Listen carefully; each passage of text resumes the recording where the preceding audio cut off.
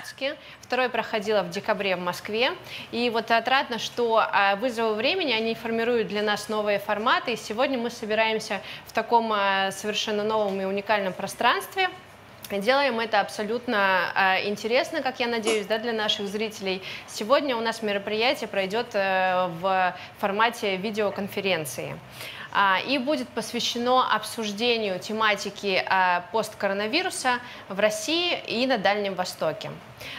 Коллеги, достаточно очевидно, с одной стороны, что пандемия и мировая, и российская, она, по идее, прошла свой пик, и можно говорить о том, что в сравнении с большинством стран мира Россия выходит из пандемии с наименьшими потерями, но, тем не менее, процессы в регионах, они все-таки не позволяют говорить о том, что коронавирус позади, и мы сейчас находимся в стадии, когда мы еще существуем в условиях коронавируса с одной стороны, но с другой стороны, важно формировать условия того, как мы будем переходить к нормализации жизни. И об этом сегодня мы будем говорить с нашими уважаемыми спикерами. Позвольте, я всех представлю. Сегодня с нами участвует, как я уже сказала, хозяин площадки, глава Республики Саха-Якутия Айсен Николаев, губернатор Забайкальского края Александр Осипов, временно исполняющий обязанности губернатора Камчатского края Владимир Солодов, глава Республики Бурятия Алексей Циденов, Андрей Полосин, директор департамента по работе с регионами госкорпорации «Росатом», Александр Аузан, декан экономического факультета МГУ имени Ломоносова, Валерий Федоров, генеральный директор Всероссийского центра изучения общественного мнения, и Евгений Миченко, президент коммуникационного холдинга «Минченко Консалтинг». Меня зовут Дарья Кислицына, я представляю экспертный институт социальных исследований и возглавляю департамент региональных программ. Коллеги, позвольте предоставить слово Айсену Сергеевичу Николаеву. Айсен Сергеевич, понятно, что в силу специфики республики вы внедряли и реализовывали очень разные меры. То есть часть муниципалитетов прошла достаточно спокойно, практически не изменив образ жизни этот коронавирус, и проходит. Часть были на полном карантине. И вот этот один из основных вопросов сохранения человеческих жизней, восстановления экономики, он в каждом субъекте решается по-своему. Как ситуация выглядит у вас? Какие выходы из ситуации вы видите? Как чувствует себя экономика и жители региона? Добрый день, дорогие друзья! Я очень рад вас всех сегодня здесь видеть, в добром здравии. В начале года, конечно, вот такой формат проведения Ленского столба, наверное, Ленского клуба, он был бы, наверное, очень дискуссионным, так? Но сегодня жизнь сама диктует свои определенные коррективы, и мы сегодня меняем наши рабочие графики, форматы встреч. Но самое главное, что мы продолжаем общаться, и, на мой взгляд, это самое важное. Понятно, что на сегодняшний день реальная эпидемия коронавируса медленно, но идет на спад. И вместе с тем, несмотря на то, спад ли это окончательный или это короткая передышка перед тем, как придет вторая волна коронавируса, как многие нас пугают, мы должны, на мой взгляд, вместе осмыслить, что же с нами произошло. Раз, так. Во-вторых, понять, как нам двигаться дальше, какие есть наработки и идеи для того, чтобы быстрее восстановиться и начать жить после пандемии. С одной стороны, именно из-за того, что люди между собой общаются и много социальных контактов, болезнь достаточно быстро распространилась по всему миру, а с другой стороны, именно вот эти социальные коммуникации сегодня позволяют нам в таком оперативном режиме обмениваться лучшими практиками, лучшими идеями для того, чтобы еще раз понять, какие лучшие сценарии нам реализовать для быстрейшего выхода из кризиса, в том числе здесь, на Дальнем Востоке. Я вообще считаю, что президент принял решение, как делегировал регионам право самим определять, какие ограничения где вводить. Но Якутия, например, настолько огромна, что понятно, что один и тот же режим ограничений не мог работать в Якутске, например, и в Арктике. У нас на сегодняшний день работает 3 режима ограничений. Один в смысле, что вообще нету ограничений в Арктике, например, практически, кроме массовых собраний. Есть сельская территория, где практически тоже, кроме общепита, ограничений не осталось. Но есть города, где режим полной самоизоляции у нас действует до сих пор. Я считаю, что при всем при этом у нас у дальневосточных регионов достаточно много общего, и мы можем и должны совместно обсудить и продвигать необходимые для нашего макрорегиона решения. Конечно же, в период пандемии по-настоящему революционные такие изменения претерпела система управления, коммуникации власти с жителями. Это то, что важно, наверное, сохранить и посткоронавирусный период. Например, первый фактор, система управления, я сразу могу сказать, что для Якутии, конечно, такой, тяжелый, но бесценный опыт — это борьба с коронавирусом на Чаянинском месторождении, где мы практически оказались лицом к лицу с огромным количеством различных проблем. Но благодаря вмешательству Юрия Петровича Трутнева, полпреда президента, и благодаря поддержке Татьяны Алексеевны Куликовой, «Газпрома», его подрядчиков, всех тех, кого мы смогли вовлечь в такую орбиту взаимодействия, нам удалось в кратчайшие сроки предотвратить распространение болезни, добиться того, чтобы месторождение все равно работало. Ну и самое главное, на сегодняшний день, например, на Чаянинском месторождении ни одного больного нет. Из 10,5 тысяч человек сейчас уже все вывезены, вылечены. Сейчас уже новый завоз уже начинается, причем на абсолютно новых условиях. И я рад, что и для «Газпрома», судя по всему, это пошло на пользу. Еще направление, важность которого, конечно же, нам всем, наверное, надо будет еще осмыслить, это важность информационной работы с населением. Мы давно уже говорим о том, что мы живем в эпоху других коммуникаций, социальных медиа, в эпоху развития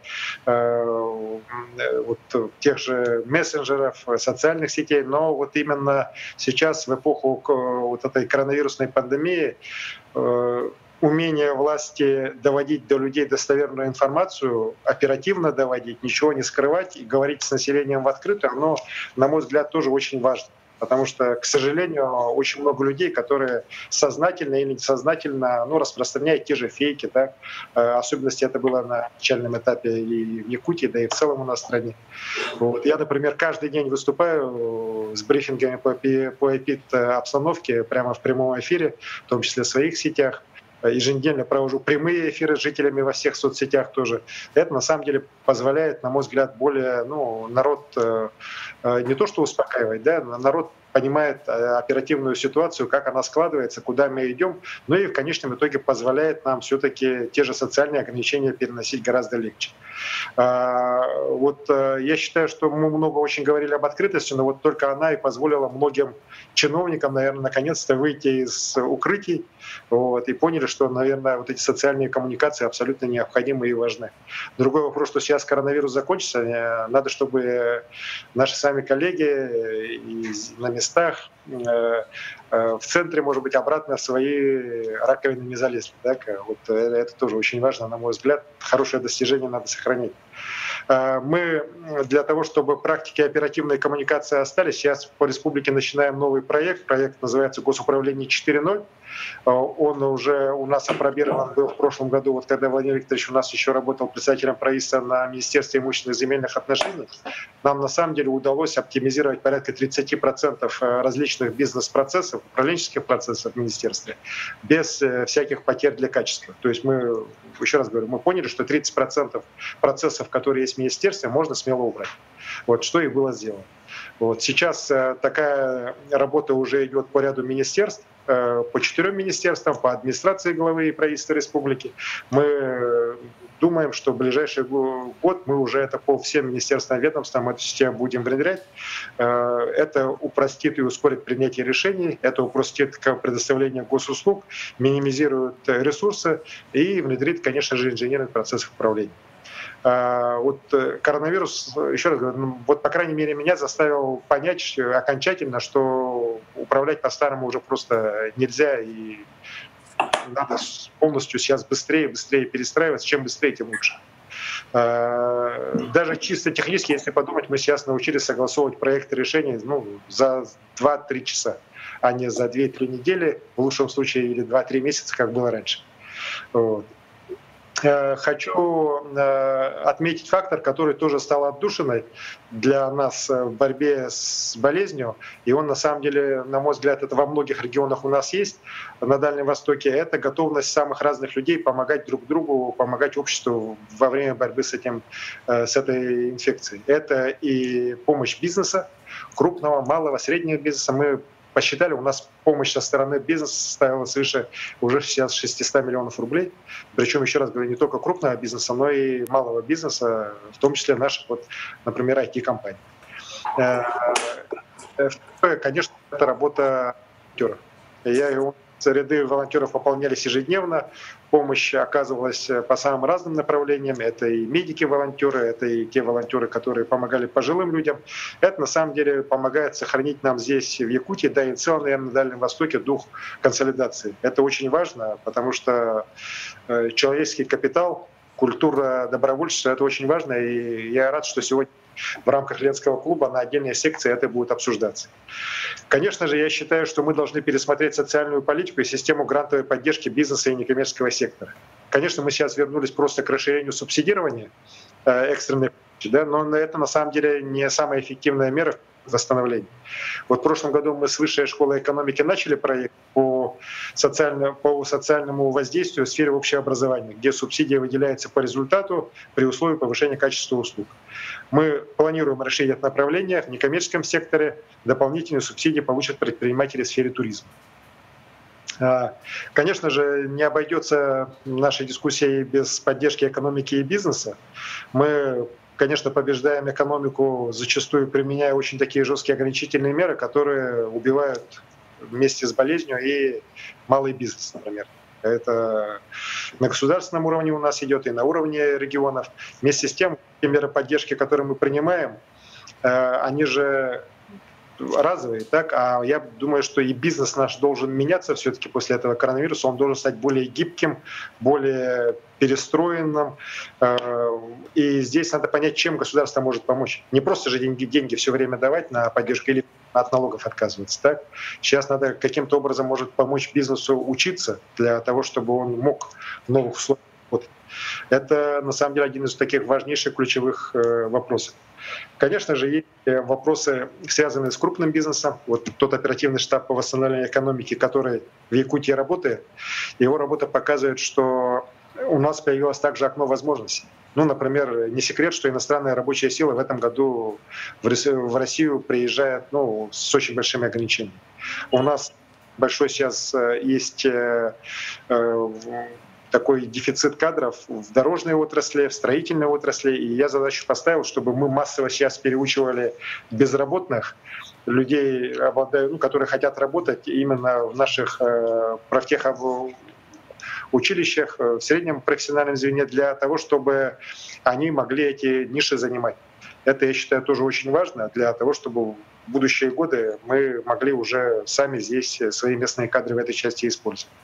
Вот, конечно же, мы будем дальше двигать и цифровую экономику. Мы видим, что та ставка, которая была у нас сделана на цифровые технологии, она себя оправдывает. В том числе вот сейчас мы даже за счет средств государства по линии Министерства предпринимательства Якутии мы выделяем гранты для того малого бизнеса, который перешел на цифровую торговлю.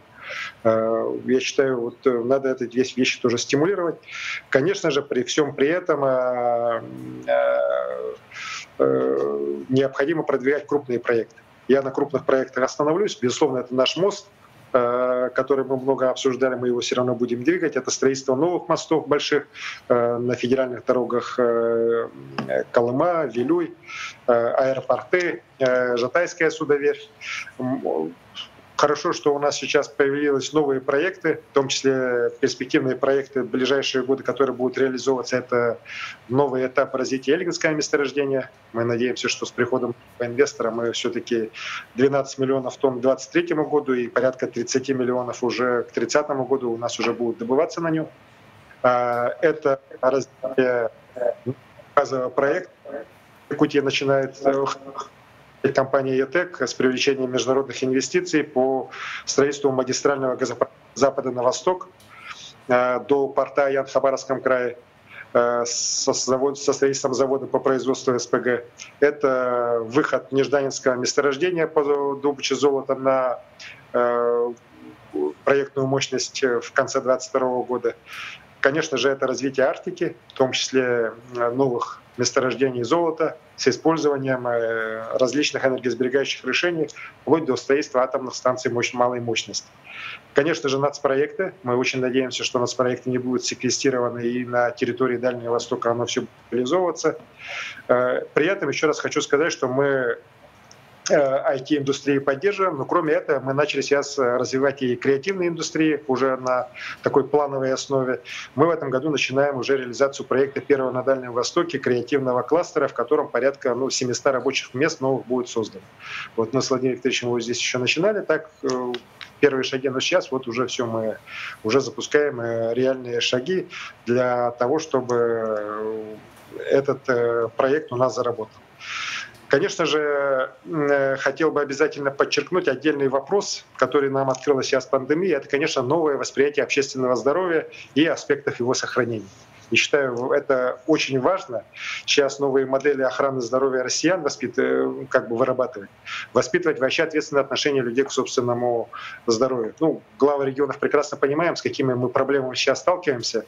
Недаром появился вот этот термин ковид-диссидента, реально, которые не только себе, но и многим людям своей нигилистической таким отношением к этой болезни приносит вред. Я считаю, что вот эти вопросы надо, конечно, обсудить. Очень важно, что это все у нас происходит также в канун голосования по поправкам в Конституцию страны, которая, конечно же, тоже дает нам возможность перестраиваться, формулировать новые ценности, в том числе выстраивать приоритеты по здоровью. В целом, я бы еще хотел поблагодарить всех за то, что вы сегодня участвуем, пригласить к этой дискуссии. И сразу, так как у нас некоторые наши коллеги сейчас будут скоро вынуждены уйти, хотел бы предложить следующий подход дальнейшей нашей работы, чтобы мы намерения по сотрудничеству в посткоронавирусный период между субъектами Дальнего Востока, по взаимодействию не только в здравоохранении, как у нас недавно это обсуждалось, но и в сфере социальной политики, экономики, в сфере цифровых технологий. Такое соглашение подписали под эгидой нашего полпредства. Я с Юрием Петровичем этот вопрос обсуждал, Юрий Петрович поддерживает, и предложил нам, если мы с таким обращением к нему выйдем, он готов поддержать с тем, чтобы все регионы к этому соглашению уже присоединились. Я считаю, что мы обязаны, мы уже объединяемся, так и должны объединиться, и не только победить эту пандемию, но и двигаться вперед. Спасибо.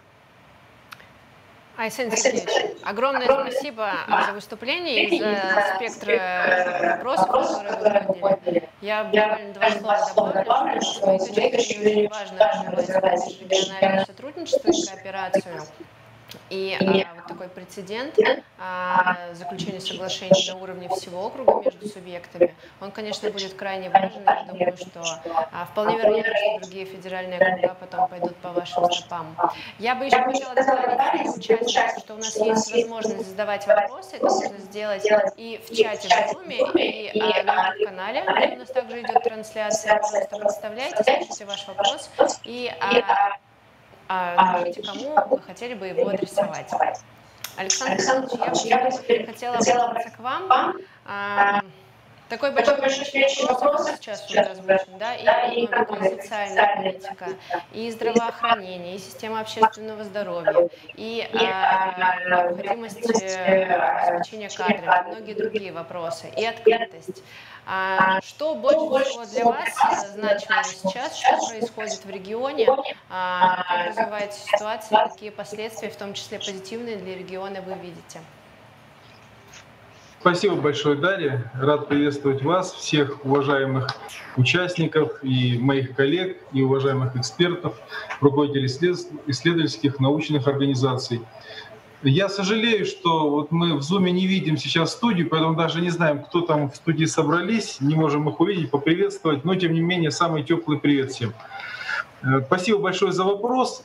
Ключевым для нас сейчас является, так как на Дальнем Востоке ситуация по вирусу еще только развивается, и у нас идет по большинству регионов значительный рост числа инфицированных, соответственно, людей и со средним протеканием болезней, с тяжелым протеканием, к сожалению, есть и смерти, летальные исходы. Поэтому для нас сейчас самым главным является как можно больше снизить возможный ущерб, в первую очередь для жизни, для здоровья, ну и, конечно, для экономики, для социальной сферы наших регионов. Забайкальского края, конечно, за который я, соответственно, и несу ответственность.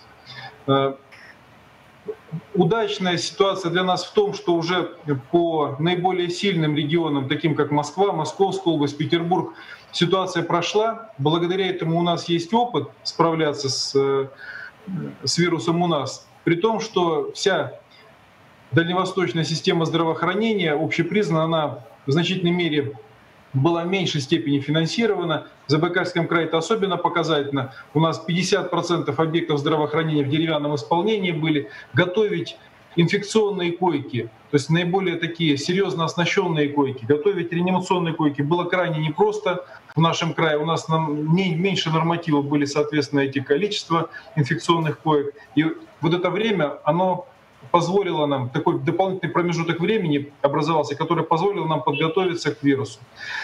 Но что у нас помимо этого является важным на сегодняшний день? Конечно, это помимо того, чтобы минимизировать ущерб экономический, социальный, демографический в результате вируса, это и подготовиться, как сказано и в названии нашего мероприятия, к жизни после вируса. Здесь важно и продолжить развитие, которое мы набрали, и набрать новые темпы, компенсировать все негативные эффекты, которые будут.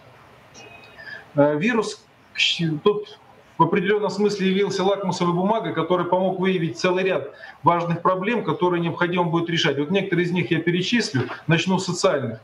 По здравоохранению я уже сказал, что у нас не было значительного количества необходимых коек инфекционных, пришлось их готовить, необходимого оборудования, инфекционных специалистов. И сейчас понятно, что так как Забайкальский край относится, как и ряд других дальневосточных регионов, к приграничным, и вот 10 лет назад он очень серьезно пострадал от предыдущей пандемии, вполне возможно, что в этой территории части мира вообще регулярно, к сожалению, может быть не совсем регулярно, но с постоянством определенным будут возникать такие ситуации, поэтому надо систему здравоохранения, систему по чрезвычайным ситуациям готовить и задавать те свойства, которые позволят более ламинарно, более спокойно их проходить. Это в том числе, конечно, оснащение системы здравоохранения. Мы понимаем, что надо строить инфекционные больницы в приграничных территориях и серьезно оснащать краевые городские учреждения. Иметь необходимое количество контингента инфекционных специалистов. При этом особенно важным мероприятием, на которое мы надеемся, является инициированная президентом модернизация первичного звена. Она должна позволить принципиально изменить состояние наших больниц и поликлиник. С сентября этого года начнется реализация этой программы. Мы подготовились к ее участию. Сейчас важным вопросом является, сколько средств будет выделено, когда они будут доведены для того, чтобы ее реализовывать. Это позволило бы принципиально переоснастить, переподготовить наши медицинские учреждения. В настоящее время порядок распределения средств, который там обсуждался и предусматривается, он не выделяет такие регионы, как Забайкальский край, у которого состояние медицины намного хуже, чем у многих регионов страны. И вот мы хотели бы инициировать по результатам сейчас разбора и анализа прошедшей ситуации с вирусом другие подходы, которые позволили бы нам лучше оснастить медицину. Вскрылись и целый ряд проблем в образовании. То есть вот эта общая инфраструктурная необустроенность в Забайкальском крае сказалась на том, что у ряда детей не было возможности дистанционно обучаться в привычном режиме, как вот мы сейчас видели, преподаватели по видеокамере ведут уроки, соответственно, дети у себя дома занимаются. В 58 селах у нас нет интернета, и у детей не было возможности получать соответствующие образовательную услугу этим посредством. Помимо этого, у 16% детей, у 24 тысяч, просто не было никаких устройств в силу их материального положения этих семей для того, чтобы получать такие уроки, таким образом заниматься, посылать свои ответы учителям. И здесь, конечно, целый ряд решений требуется. Во-первых, мы должны оснастить интернетом, и здесь нужна будет помощь Федерации, профильных министерств, интернетом, связью. Все населенные пункты Забайкальского края — это еще одно для нас основание этим заниматься. И помимо этого заниматься как можно более серьезно экономическим состоянием, особенно удаленных населенных пунктах, там, где у семей, у детей ограниченный выбор по работам и по возможной занятости, которая может давать достойные средства к существованию. Также ситуация была непростая очень в социальных учреждениях, там, где у нас содержатся дети, оказавшиеся в трудной жизненной ситуации. Оказалось, что полностью эти учреждения не подготовлены тоже к дистанционному обеспечению и к дистанционному ведению обучения. И никаких видов обеспечения в этой части нет. Мы сориентировались быстро, то есть организовали там обучение и посменное, и дополнительные, благодаря благотворителям, выделены были девайсы, гаджеты, которые позволили организовать обучение. Но вот такие вопросы, тем не менее, в ходе вирусов возникали, которые требуют в последующем более системного, более комплексного подхода в их решении. Скрылась у нас очень важная проблема, мы ее чувствовали, понимали, ввиду социально-экономической ситуации, понимали, что на самом деле большое количество людей не может находить официальную работу, и у нас 120 тысяч человек в среднем по статистике, видимо, или не работают, или находятся в неформальном секторе, ориентировочно около 40 тысяч из них заняты личным подсобным хозяйством. И оказалось, что эти люди сегодня не могут по существу воспользоваться никакими социальными пособиями, льготами, преференциями. То есть в этой трудной ситуации, когда везде идет падение сбыта, падение продаж и в розничной торговле, в общественном питании, в бытовых услугах населения, естественно, это сказывается вот на этой самой незащищенной части экономики, а там никаких мер поддержки по существу долгое время не было. Но благодаря решениям президента, в том числе, можно регистрироваться безработными тем, кто никогда не был, даже никогда не работал, и получать пособие минимальное. Но, тем не менее, в последующем после вируса необходимо решать и задачи придания статуса этим людям. Мы большие надежды возлагаем на возможность присвоением статуса самозанятых, так называемого налога на профессиональный доход, где ставки составляют 4,6%, соответственно, два порядка исчисления налога. Ну и на другие формы легализации и выработки им мер поддержки. Особая ситуация у нас с бизнесом. К сожалению, в Забайкальском крае длительное время количество занятых в малом и среднем предпринимательстве и общее число субъектов малого и среднего предпринимательства намного ниже, чем в стране и даже чем на Дальнем Востоке.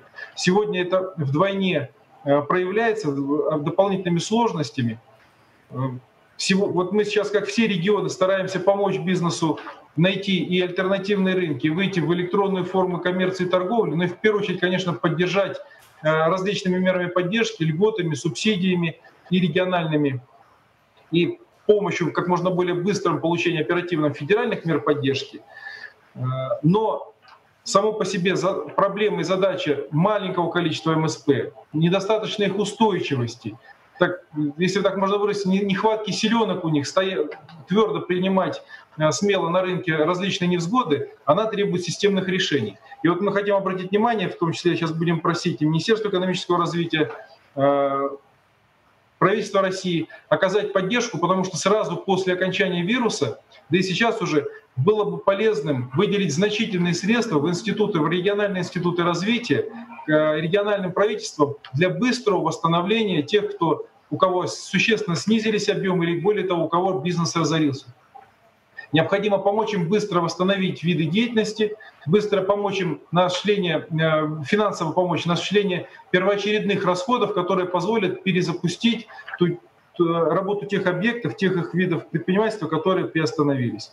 Ну и вот общий вывод, который я для себя делаю, мы тут с коллегами тоже обсуждали. Конечно, многие вопросы эти требуют нормативного и регионального и федерального законодательного урегулирования, особенно федерального. Вот один из вопросов, который у нас, например, как иллюстрация могу сказать, большое количество людей, которые сейчас у нас оказались без работы и регистрируются в качестве безработных, это люди, у которых нет никакого профессионального образования, ни начального, ни среднего, ни высшего. Это является следствием того, что региональная система среднего профессионального и начального образования предоставляет гораздо меньше бесплатных муниципальных и государственных мест, чем выпускников 9-11 класса. Произошло это в результате так называемых оптимизаций, резкого сокращения этой системы. И у людей из-за этого не реализуется их конституционное право на получение среднего профессионального образования в государственных и муниципальных учреждениях.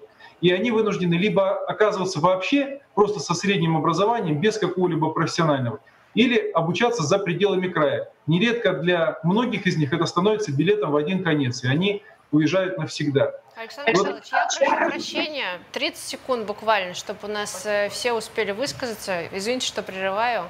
Нет, я как раз и завершал. Поэтому мы считаем, что целый ряд вопросов, которые выявил вирус и явился таким катализатором вскрытия проблем, он сейчас требует законодательного нормативного регулирования. И в том числе я надеюсь, что те поправки в Конституции, которые сегодня у нас предложены нам для голосования, они помогут нам, разворачивая в последующем доработку всего законодательства, лучше обеспечить конституционные права людей. Спасибо. Александр Михайлович, огромное спасибо за выступление и отдельное за то, что вы достаточно откровенно поднимаете такие злободневные вопросы, как состояние и социальной сферы, и здравоохранения. И передавая слово Владимиру Викторовичу, я предполагаю, да, что вам, как региону, тоже эти проблемы созвучны, синонимичны. И, наверное, такая проблема, как подготовка, переподготовка кадров, тоже особенно актуальна в период коронавируса. Еще один вызов, с которым мы столкнулись. Владимир Викторович, расскажите, пожалуйста, про ситуацию у вас и какие уроки вы, как в Рио, губернатор региона, вынесли из коронавируса. Спасибо, Дарья. Дорогие коллеги, дорогие друзья, очень рад сегодня в этой дискуссии участвовать. Мне кажется, она очень ценная. Я вообще считаю, что вот такие форматы, регулярное их повторение имеет огромное значение для нас. И я, забегая, может быть, несколько вперед, с конца начну, скажу, что я абсолютно поддерживаю инициативу Арсения Сергеевича относительно того, что мы должны закрепить на уровне соглашения межрегиональное сотрудничество и в скорейшем виде на уровне... На самом деле сотрудничество и так идет, и мы видим, что Полпредство, институты развития Дальневосточнее во многом уже являются связующей нитью, но, конечно, мы должны усилить это и закрепить, в том числе нормативно. Я бы из того, что добавил, кроме очевидных вещей сотрудничества в сфере здравоохранения и тех моментов по экономике, о которых уже мои коллеги говорили, я бы добавил, безусловно, вот то, что высветилось, очень востребовано, когда мы обмениваемся просто опытом. Вот я поделюсь, сейчас у меня на территории Камчатского края работают коллеги из Москвы, которые разворачивали госпитали по задачам, с которыми Москва первой столкнулась. И очень приятно, что профессионалы, им не нужно вникать, не нужно садиться думать, они просто знают, как делать. Они говорят, делай раз, два, три, и тогда получится правильная кислородная разводка, тогда такие клапаны к концентраторам там нужно приобретать, таким-то образом нужно строить маршрутизацию и потоки организовывать, вплоть до того, как информировать население, подсказки очень ценные и очень важные. И вот если мы такой вот, где кто-то шишки набил или чуть продвинулся вперед, будем быстрее обмениваться, это огромную ценность имеет. То, что вот Александр Михайлович сейчас сказал, обеими руками поддерживаю и подписываюсь по подготовке кадров, по научным исследованиям. Регионы в разных направлениях работают. Вот мы с Республикой Саха-Якутия, получается, что я с разных сторон в этом процессе участвовал по инициативе создания научно-образовательного центра. Считаю, что нам нужно и другие регионы тоже подтянуть, вот, и добиться создания НОЦа мирового уровня. Определенные наработки есть у нас, но есть очень широкое поле применения. Это не только наука, это как раз подготовка кадров, сотрудничество в подготовке кадров, который может дать очень хороший эффект. И третий момент — это связанность наших регионов. Мы понимаем, что связанность мира разрушается, мы все больше говорим о разобщенности, но при этом локальная связанность должна повышаться. Вот об этом пару недель назад Алексей Самбуевич этот вопрос тоже поднимал, с Александром Александровичем Козловым мы туризм обсуждали, что, например, с Камчатки очень многие с удовольствием поедут в отпуск на Байкал. И наоборот, многие поедут посмотреть долину гейзеров из наших регионов соседних, но сейчас у нас связанность через Москву. Я очень надеюсь, что вот пандемия и изменение самой логистики подтолкнет к окончательному принятию решения по дальневосточной авиакомпании и по тому, чтобы условия приемлемости, в первую очередь по стоимости и по регулярности наших межрегиональных маршрутов были приняты. Я тезисно, потому что много хочется сказать, поэтому буквально коротко хотел в таком режиме буллетов несколько моментов обозначить. Первый блок — это относительно новых возможностей. Я считаю, что кризис, безусловно, это время новых возможностей для нас, для Камчатского края. Мы четко видим те ставки, которые мы можем сделать в развитии экономики, которые подсказывает посткоронавирусный мир.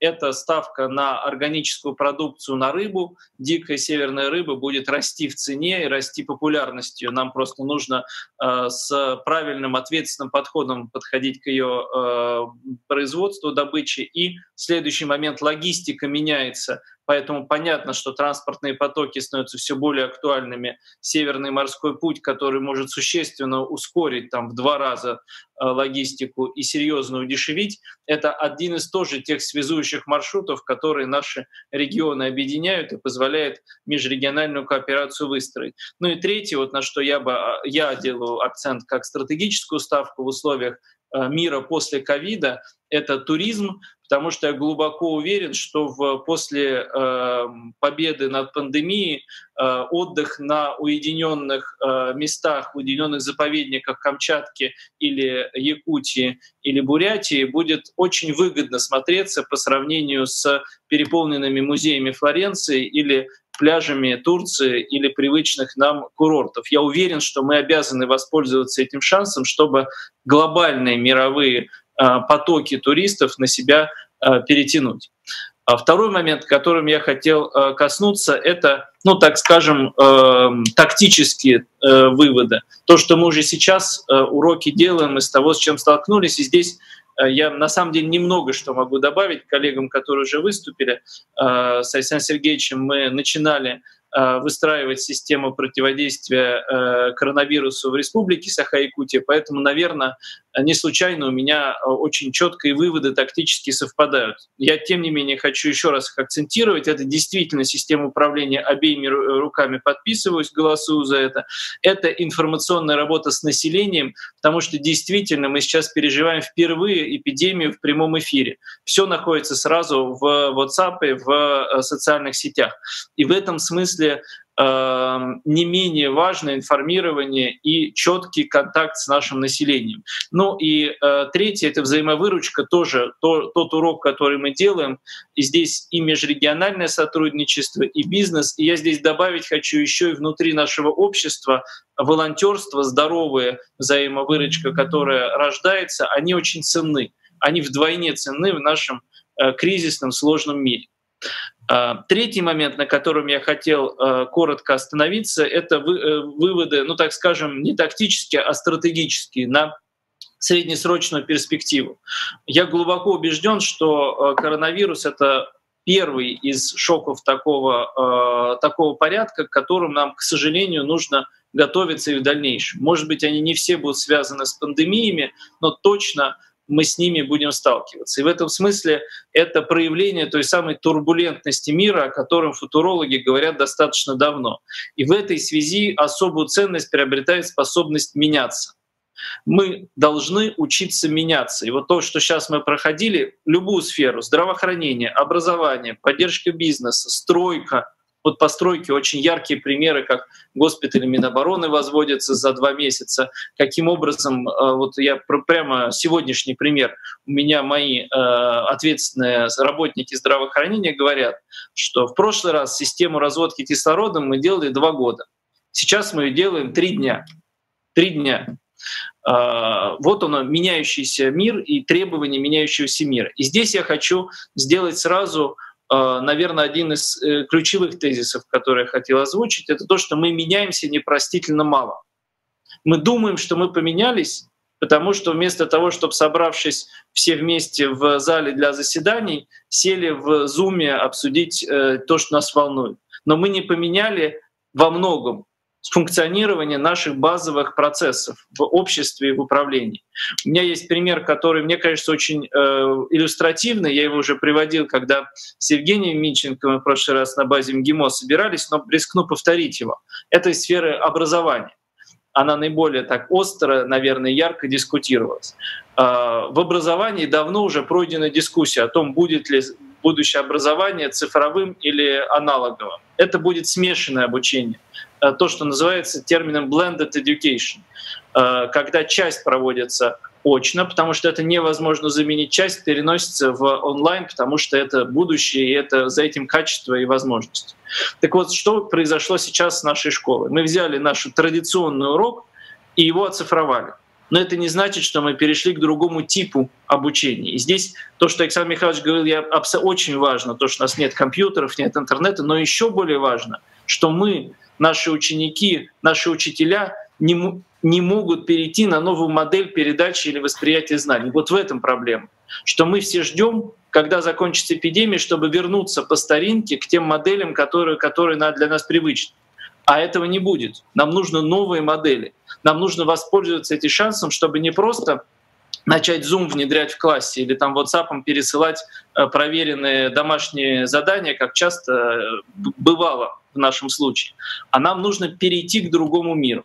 В этом смысле нам нужен вот этот смешанный мир. Я рискну этот термин употребить, blended world, по аналогии с blended education, когда у нас в каждом нашем процессе будет элемент онлайна, начиная со стройки, с той же самой, здравоохранения. То же самое. У меня сейчас на расшифровке рентгеновских снимков на полставки работает человек в Хабаровске. Потому что здесь дефицит, я не могу себе позволить рентгенолога привлечь. А в Хабаровске можно, чтобы человек сидел и расшифровывал снимки, которые есть. Дальше элементы искусственного интеллекта и то, что в Якутии делается по расшифровке, конечно, будет востребовано. Но потом перепроверка человеком. И вот это сращивание искусственного интеллекта, цифрового мира и сохранение ценности со всеми предосторожностями, с коронавирусным этикетом, который для нас становится привычным, но все равно живое общение человеческое, вот нам нужно, на мой взгляд, научиться их сращивать.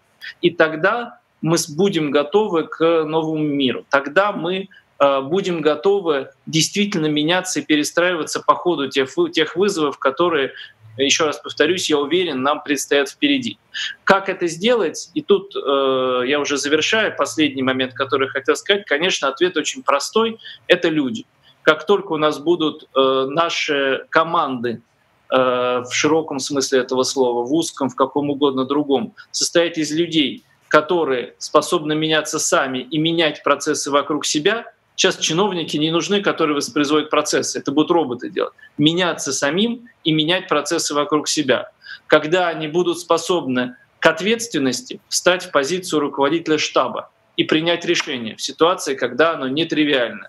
Когда у людей будет видение не на сегодня, а на хотя бы 2-3 шага вперед и возможность вот этот баланс найти. Вот это те вещи, которые нам нужны. Когда такие люди у нас будут, то у нас и интернет мы придумаем, как сделать, и здравоохранение наше придумаем, как избежать переконцентрации людей, но одновременно уметь разворачивать там амбулаторную помощь на дому качественную и так далее. И тогда в экономике мы решим вопросы, как нам расти в условиях, когда средний и малый бизнес умирает и когда рыночные ниши очень быстро переконфигурируются. Поэтому люди решают все. И на этой задаче, с учетом нашей дальневосточной специфики, что у нас очень мало дальневосточников, нам всем вместе навалившись, я считаю, что нужно в рамках соглашения, о котором Александр Сергеевич говорил, выстроить систему привлечения, подготовки, удержания лучших, удерживать лучших, привлекать самых талантливых. И тогда точно победим. Спасибо. Владимир Викторович, огромное вам спасибо и за формулирование вот этих позиций, по которым вы видите возможности для межрегионального сотрудничества, и за эти вызовы нового, как вы сказали, blended world, и за фокусировку на теме человека и человеческого капитала. Алексей Самбуевич, как вам идея межрегионального сотрудничества? Какие вы в ней видите основные точки для взаимодействия и потенциальные точки роста? И, конечно, как ситуация в регионе?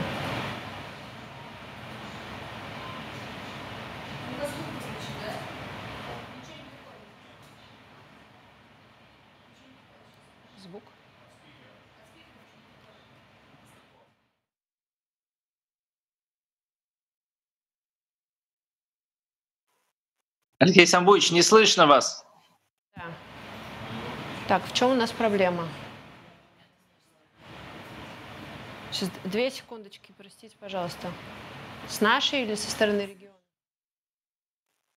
Алексей Самбуевич, у вас не слышно там микрофон? Вот сейчас должно быть слышно.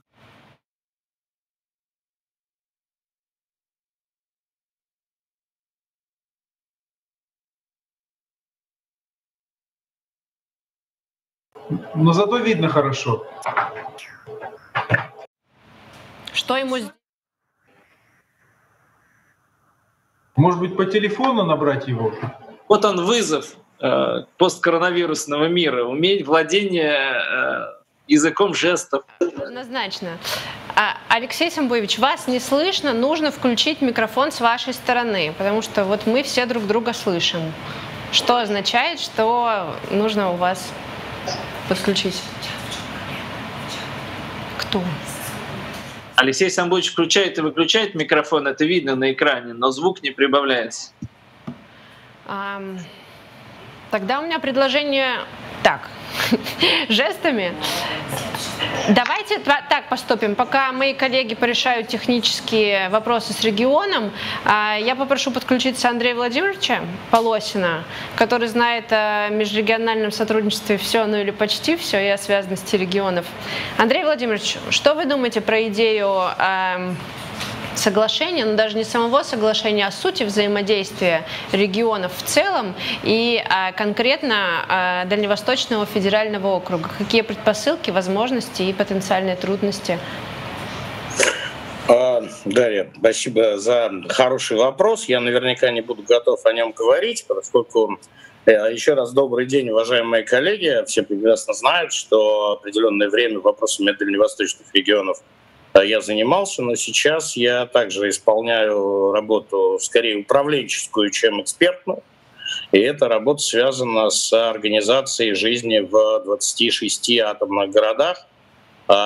И у нас надежда, безусловно, есть, что мы прибавимся на Дальнем Востоке. И большую работу в этом направлении госкорпорация ведет. Но сейчас, с вашего позволения, Дарья, я бы хотел попробовать остановиться на другом аспекте. И надеюсь, это коллегам будет интересно. Поскольку мы организовывали взаимодействие в условиях наступающего коронавируса, причем волной в разных субъектах Российской Федерации, сами находясь в это время в весьма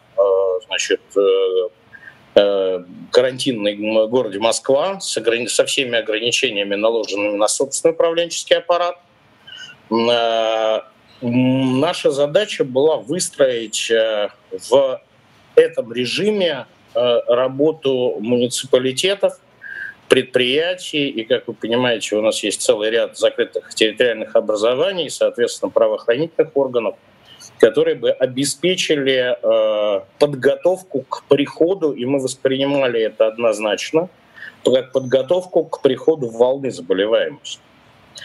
В какой-то момент нам стало понятно, что есть целый ряд вопросов, которые необходимо последовательно один за другим разрешать.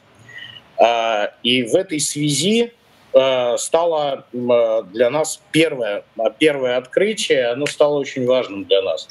Для того, чтобы организовать эту работу, необходимо иметь общую управленческую культуру. Извините за такие слова, но можно их иначе назвать. Это общезнаниевая база о том, что такое управление, о том, в чем оно заключается, о том, какую управленческую модель используют и как с этим жить. Мы столкнулись с тем, что, безусловно, модели разные, у каждого управленца они подходы свои, и управление массивом управленческим без выстраивания единой системы знаниевой фактически невозможно. И, соответственно, мы этим вопросом начали заниматься прямо в связи с соответствием ковидной тематики. Понятно, что вторая история, которую тоже совершенно было невозможно не заметить, это мотивационная. Поскольку если для руководителя и для управленческого аппарата нет мотивации осваивать знания, приобретать их у коллег, то они не приобретаются, несмотря на все усилия. Выстраивание этой мотивации было отдельной программой по данному вопросу. Дальше, если понадобится, будем более подробно о любом из этих пунктов говорить. Самый сложный вопрос, с которым мы столкнулись, удивление, но правда, это доступность инструментов, которые передаются от одного региона, от одного муниципалитета, в нашем случае, к другому муниципалитету. Потому что применимость их, в том числе и очень во многом, зависела от того, в какой форме это было изложено. Форма изложения и объем, то, о чем говорил Владимир Викторович, в том числе, когда мы цифровым технологиям образовательным обучали педагогов в разных школах, передавали эти технологии, были также связаны с созданием материалов для передачи самой технологии. То есть мы выяснили, что это более длительный процесс, чем могло представиться, но тем не менее решаем. Понятно, что личный мотив руководителя, вот, уважаемые коллеги, можно я немножко, как говорится, польщу? Вот в свое время товарищ Жванецкий говорил, что когда мы добьемся, что у нас профессионал, специалист, руководитель и просто хороший человек будет одно и то же лицо, мы наконец заживем.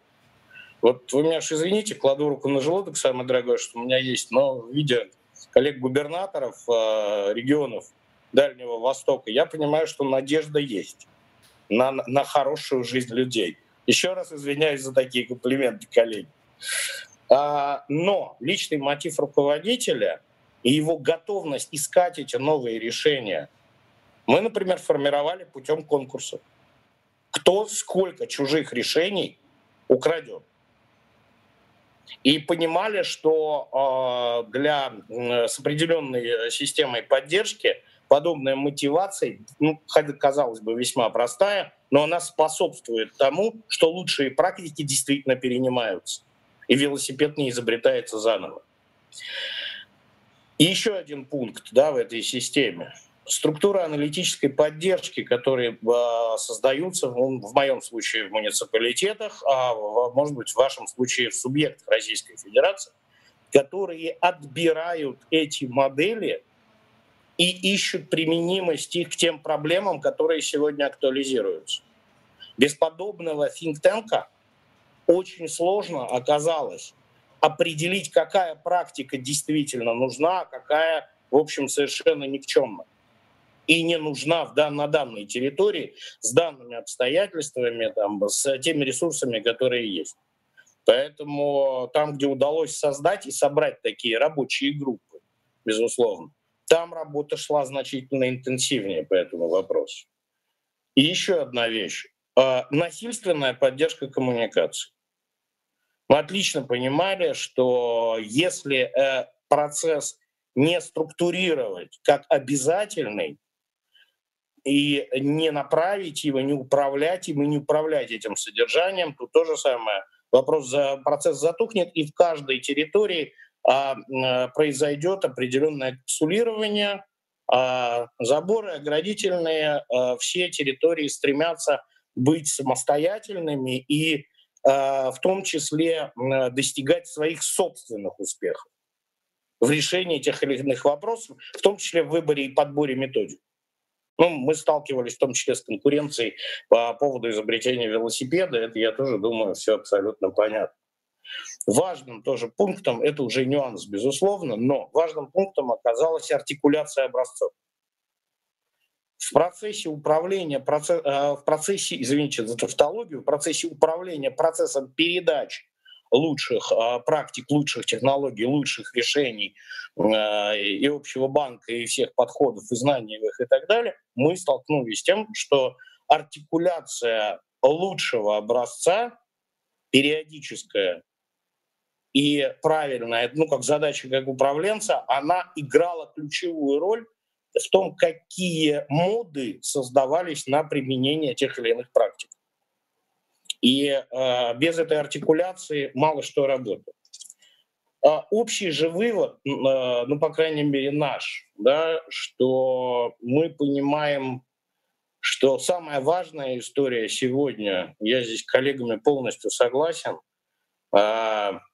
управление компетенциями и управленческая компетентность сегодня — это вопрос, который с одной стороны, не может быть решен одномоментно, с другой стороны, если им сегодня не заниматься, то к следующим вихревым процессам мы совершенно очевидно можем оказаться не готовы. В этот раз у нас было время на раскачку и там определенные примеры. Второе. Перестройка систем экономик на создание резервов, не только медицинских, но и резервов практически всех процессов жизнеобеспечения. Без возврата к такой планируемой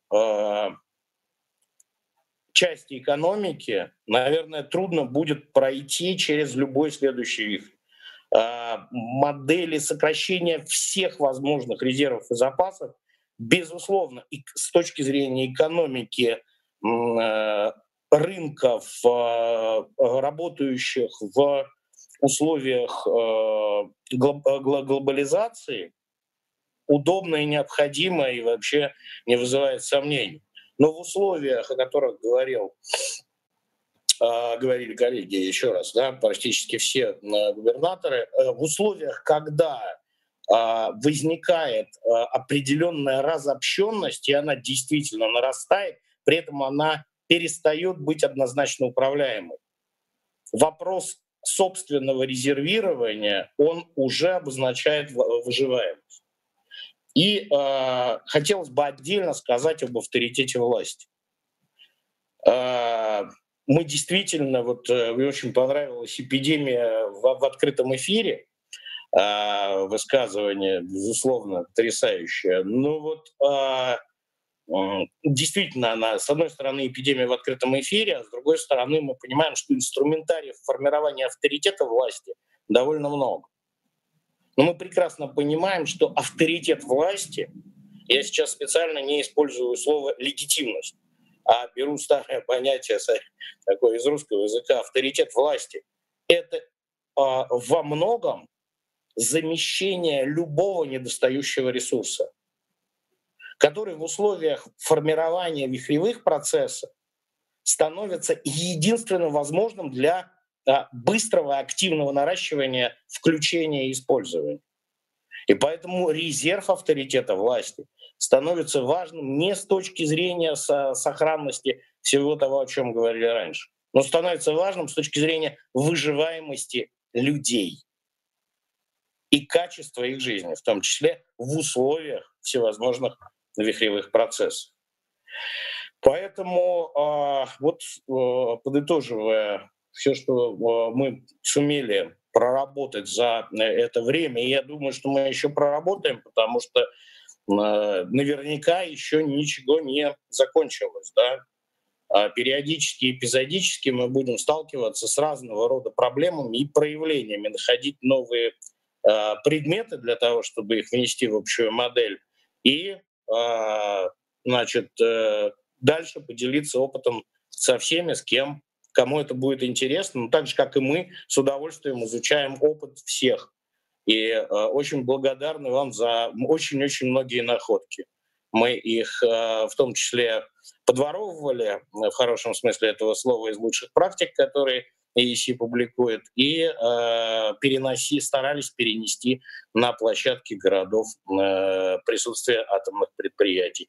Спасибо большое за внимание. Надеюсь, не очень сильно утомил. Спасибо. Особенно за те интеллектуальные развилки, которые вы нам задали. Я буквально на одну вещь отреагирую. Мы действительно агрегируем лучшие практики регионов, и мне всегда отрадно, что Дальний Восток, как единый макрорегион, и по коронавирусным историям, и по докоронавирусным всегда выступал флагманом, который сдает, во-первых, многообразие таких практик, во-вторых, эффективность их реализации. Поэтому, конечно, точно могу от себя сказать, что страна с интересом наблюдает за тем, что происходит на Дальнем Востоке. Коллеги, я попытаюсь еще раз передать слово Алексею Самбуевичу. Ты сам что ушел, да? Все, поняла. Не получается. Тогда передам от него теплые слова в наш адрес. К сожалению, технический сбой у нас такой произошел. Александр Александрович, позвольте обратиться к вам. Исходя из всего, что мы уже сегодня обсудили, и исходя из вашего понимания ситуации, как выглядит вызов для национальной экономики в целом и для региональных экономик в частности? И как за счет озвученной Александром Сергеевичем идеи о межрегиональном сотрудничестве мы сможем наиболее быстро такие вызовы преодолеть? Спасибо, Дарья. Еще раз добрый день, уважаемые участники Ленского клуба. Я имел честь год назад принимать в первом заседании участие, теперь в первом онлайне. Знаете, друзья мои, во-первых, с апреля 2020 года в России наступило время губернаторов. Мне кажется, очень мудрым президентское решение делегировать регионам политику как карантинную, так и в известном смысле экономическую в условиях пандемии. Коронавирус щелкнул нас по носу и заставил вспомнить о том, что федерализм — это реально работающий институт. Он нужен. Я бы сказал, что при этом было бы правильно, с моей точки зрения, все-таки объявить федеральный ЧС для того, чтобы решить правовые и бюджетные проблемы, но как есть, так есть. О чем буду говорить я? Что-то мне видно отсюда, из Москвы, в работе с правительством над антикризисными программами, что-то лучше видно вам в регионах. Наша задача как-то соединить эти знания. Я начну с простой постановки, естественной для времени пандемии. Очень важно, какую болезнь мы лечим. Коронавирусная пневмония и обычная пневмония — это совсем не одно и то же. Кризис, который мы наблюдаем и который продолжает развиваться, не похож на все, что мы видели за последние десятилетия. Такое впервые при жизни наших поколений. Он не похож на кризис конъюнктурно-финансовый, санкционный 2014-2015 года, на циклический 2008-2009, на азиатский и российский дефолт 1998 года. Наш опыт здесь не сработает. Это кризис шокового типа, от внешнего шока, от удара, который чем главным образом отличается от обычного, при привычных нам кризисах. В обычном кризисе падает все, кроме ставок овернайт. Вот деньги нужны, а все остальное падает. В шоковом кризисе всегда меняется относительная цена активов. Что-то падает в ноль, как сфера услуг, что-то просто падает, а что-то бурно растет, как цифровой сектор. И вот это надо иметь в виду, потому что метод лечения тесно связан с характером кризиса. Я бы остановился на 3 направлениях, где надо действовать и где действия ведутся, и где можно приложить идеи, уже высказанные в обсуждении. Это поддержка спроса и помощь населению, во-первых. Это восстановление отраслей, которые упали катастрофически, сектора услуг, и это инвестиции в развитие. Давайте скажем откровенно. Если раньше у нас было недофинансировано здравоохранение, что мы прекрасно увидели в пандемии, то теперь мы недофинансировали население. По нашим первоначальным расчетам, которые делал экономический факультет МГУ вместе с Институтом народно-хозяйственного прогнозирования Академии наук, в начале апреля нужно было примерно 175 миллиардов рублей вкладывать в население в месяц. То есть это 2 триллиона в год, и это только на еду и лекарства. В целом нужно было 3 триллиона дать населению, примерно столько же бизнесу, прежде всего на восстановление и поддержку падающих 25 отраслей. Вместо 6 триллионов, а это почти точка консенсуса у экономистов, работающих с правительством, дали чуть больше 3 триллионов по данным Министерства экономического развития Максима Геннадьевича Решетникова. И этого мало. В этом смысле мы поздно начали лекарственное лечение и не дали достаточно, поэтому болезнь будет протекать довольно сложно. Что значит сложно? Значит ли это, что безработица будет большой? Нет, не думаю. Я соглашаюсь с Александром Михайловичем, что надо думать о том, как обустраивать дальше меры против безработицы, регулировать самозанятость и так далее. Но в целом слухи насчет того, что в России будет 20 миллионов безработных, на мой взгляд, это ерунда. Потому что два фактора работают против сильной безработицы. Во-первых, так называемая русская модель рынка труда у нас не увольняют, у нас понижают заработную плату. Это обычная реакция на кризис. А во-вторых, то, что предусмотрено в национальном плане действий правительства, развитие цифровых рынков труда, и вы это уже начали. То, о чем Владимир Викторович говорил по поводу рентгенолога. Да, есть возможность получить занятость не в своем регионе. Но обращаю ваше внимание, что вам, уважаемые губернаторы, придется бороться за ценные кадры своего региона для того, чтобы они не перераспределились в основном в пользу, скажем, более богатых центров федерации или даже мирового рынка. Теперь по поводу секторов, которые больше всего пострадали. Я совершенно согласен с тем, что Александр Михайлович и Айсен Сергеевич говорили о необходимости восстановления малого и среднего бизнеса, помощи малому и среднему бизнесу. Понимаете, ведь в чем особенность этого кризиса? Казалось бы, вот подняли спрос, и на него ответит предложение. Но в этом кризисе не так, потому что печень не работает. Нет трансмиссии нормальной между спросом и предложением, потому что туризм, рестораны, отели, транспорт, турагентство, все это съежилось, сжалось. И это сфера в основном малого и среднего бизнеса, и здесь нужна очень сильная кредитная поддержка.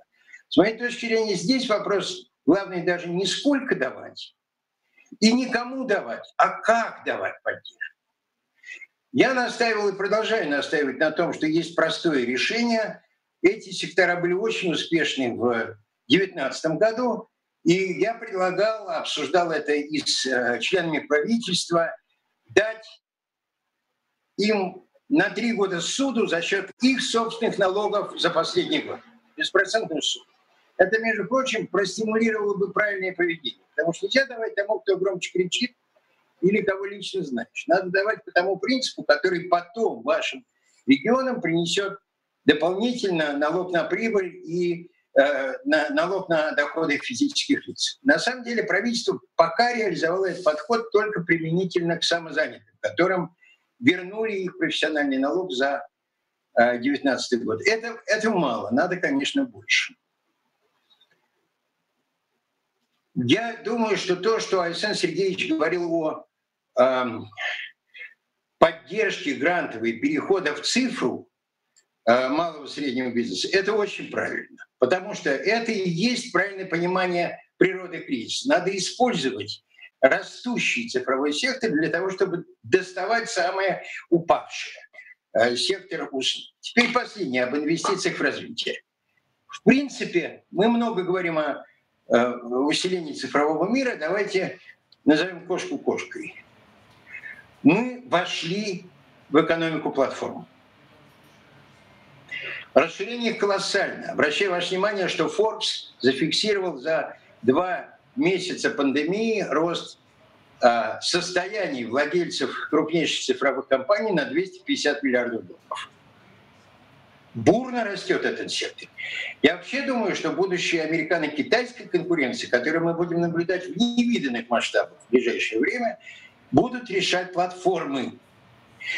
А нашу роль, российскую, тоже во многом будет решать то, насколько мы сможем свои платформы формировать и правильно работать с платформой. Хочу заметить, что речь идет не только о национальных лидерах, а таких как Сбер или Яндекс.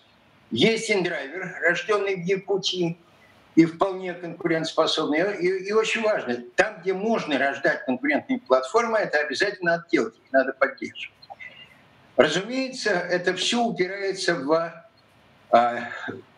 нашу элементную базу, микро- и радиоэлектронику. Я хочу сообщить, что на днях Юрий Иванович Борисов сделал публичным факт нашей работы последнего времени.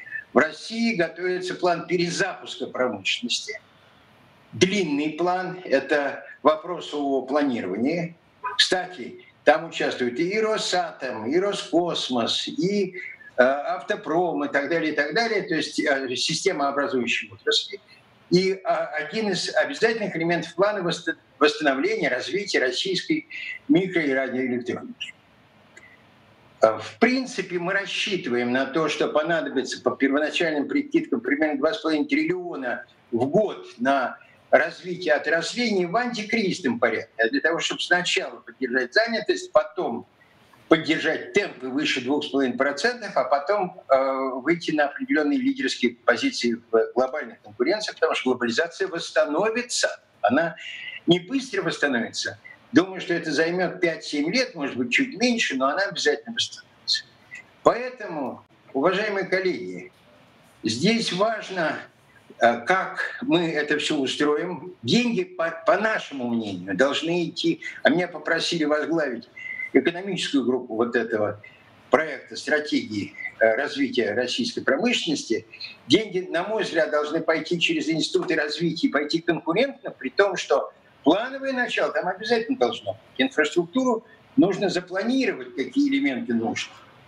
Но деньги должны даваться на конкурентной основе для того, чтобы мы совместили промышленную конкурентную политику, как это делал Евросоюз, как это делает Китай, как это делает Южная.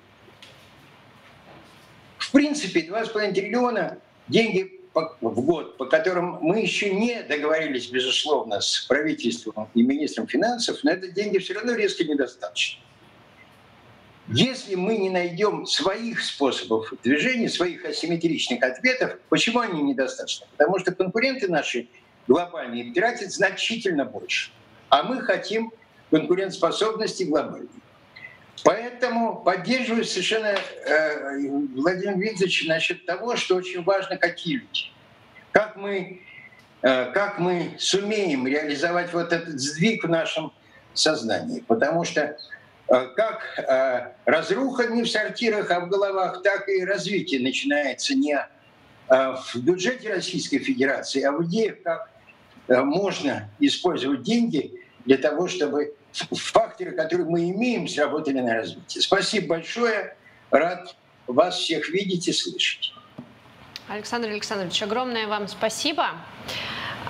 Валерий Валерьевич, хотела бы обратиться к вам, потому что все, что мы обсуждали чуть выше, оно невозможно и неприменимо без понимания того, как это накладывается на общественное восприятие и в целом без опоры на общественное мнение. Как выглядит сейчас ситуация на Дальнем Востоке? Насколько люди удовлетворены своим положением и где они видят перспективы развития? Звук. Валерий Валерьевич, звук включите, пожалуйста. Так слышно? Так слышно. Да, добрый день. Спасибо. Значит, с вашего позволения я все-таки буду о стране в целом говорить, потому что Дальний Восток настолько огромен и разнообразен, вот, что выделять из общероссийской выборки вот эти вот 1,5 десятка регионов и пытаться искать между ними что-то общее, вот, особенно с учетом малочисленности, это вот зачастую такой манки-бизнес. Соответственно, нужно проводить исследования в каждом регионе отдельно, вот, а в ситуации кризиса, когда все очень быстро меняется, их нужно проводить буквально там не реже раза в месяц. В общем, пока такой программы в России нет, не только у нас, но и у наших коллег, конкурентов, поэтому, с вашего позволения, я расскажу, повторюсь, о том, что в стране в целом происходит. Конечно, данные по Дальнему Востоку я тоже смотрел, там отличия на самом деле небольшие. Вот, так что можно воспринимать, значит, с определенными ограничениями, но, так сказать, и вот эти вот данные на себя тоже перекладывать. Все, что я сегодня буду показывать, вам, кстати, видно презентацию, коллеги? Нормально? Дарья, слышно? Видно? Да, Слышно, Да? видно. Отлично. Валерий Валерьевич, я единственное вас попрошу тоже достаточно тезисно, чтобы мы успели и всех послушать, и Сколько минут вопросы. дадите? 7 минут вам дам. Это достаточно. Вот, все данные, которые были, так сказать, нами получены, они получены благодаря телефонным опросам. Ежедневно мы проводим 1600 интервью. Вот, репрезентируем взрослое население 18+, вот, в 500 городах и ПГТ, и 100 селах, порядка 80 регионов. Так что действительно вся Россия. Итак, какой момент мы сейчас переживаем? Худшее время сейчас у нас наступило, самое опасное, или же оно позади, или оно только еще впереди. Ну, вам видно диаграмму, она, значит, аллеет и краснеет. Это означает, что большинство наших с вами соотечественников полагает, что худшие времена мы именно сейчас переживаем. Да, вот последний опрос 5 июня, значит, 62% полагали, что вот именно сейчас мы их переживаем. Еще 15% полагают, что они еще впереди. Но это, как сказать, может быть, информированные реалисты, а может быть, тотальные пессимисты. Вот, тех, кто полагает, что так сказать, все нормально, значит, совсем немного, порядка 13%. Есть определенная динамика, можно сказать, что вот такой пик кризисных настроений мы прошли в конце апреля, начало мая. Вот, тогда, значит, доля тех, кто полагал, что сейчас времена переживаем мы самые тревожные, либо они еще впереди, была, значит, 84-86%, сейчас поменьше, 77%. Вот, и есть тренд на некоторое успокоение, но, тем не менее, мы видим, что общественное мнение крайне взбудоражено, взволновано, встревожено. Вот я еще вашему вниманию одну диаграммку предложу. Красная — это вот, значит, сегмент, это те 77%, кто встревожен, согласно предыдущему вопросу, только 13 спокоен. Кто эти спокойные люди счастливые? Значит, это прежде всего наши с вами пенсионеры, да, в возрасте 60 лет и старше. Вот, они на государственном обеспечении, они в государство верят, тем более государство демонстрирует, что они остаются приоритетным таким фокусом заботы, поэтому они особенно не беспокоятся. Ну, плюс у них, конечно, есть огромный опыт выживания в самых опасных ситуациях. Вот. Кроме того, в группе имеющих среднее специальное образование, это, так сказать, профессионалы, работающие руками и в тех сферах, которые, значит, пригодятся и будут важны всегда. Вот. Ну и, конечно, группа с хорошим материальным положением беспокоится меньше, потому что у них есть резервы и ресурсы. Также на селе меньше беспокойства. 30% значит, жителей села по сравнению с 13% по стране в целом говорят, что, в общем, все нормально. Вот. Но, повторюсь, это только 13%. Все остальные группы, социально-демографические, профессиональные, возрастные и прочие, в большом беспокойстве. Мы их попытались сегментировать. Качество этого беспокойства предлагали, значит, 12 рисков, которые перед нашей страной сейчас, перед нашим обществом, нашей экономикой имеются, и просили выбрать тот перечень рисков, который наиболее актуален на их взгляд. А дальше по количеству этих рисков сегментировали. Ну вот, скажем, тех, кто полагает, что из этих 12 рисков актуальны там 2-3, мы их, значит, сочли возможно назвать уже повешенными или спокойными.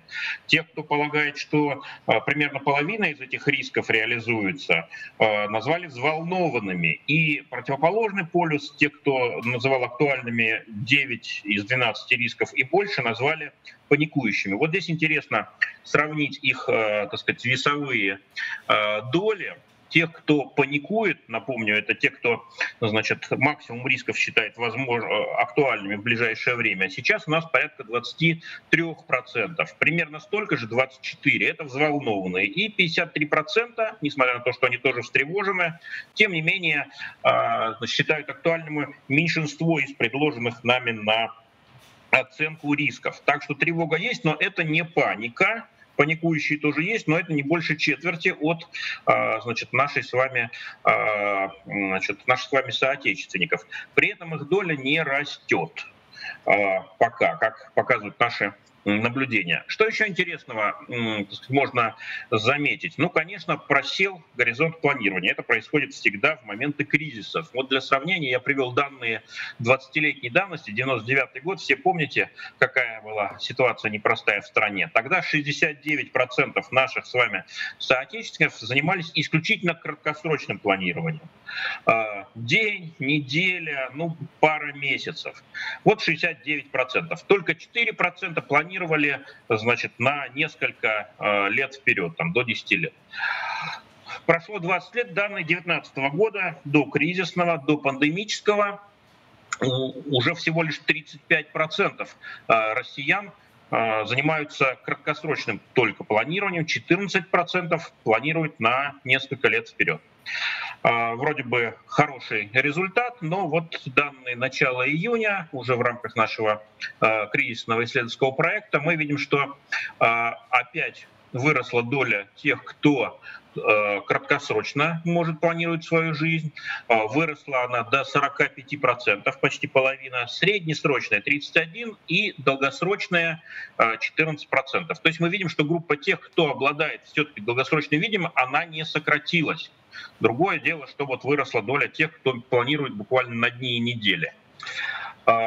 Что еще важного? Где якоря стабильности? Мы просим каждый раз оценить ситуацию, сложившуюся на 4 уровнях: в мире, в стране, в населенном пункте, где вы проживаете, и конкретно в вашей жизни. В общем, хуже всего ситуация в мире, по мнению наших соотечественников. Ее 63% оценивает как плохую, 23% только как хорошую. Бывали и похуже, значит, ситуации.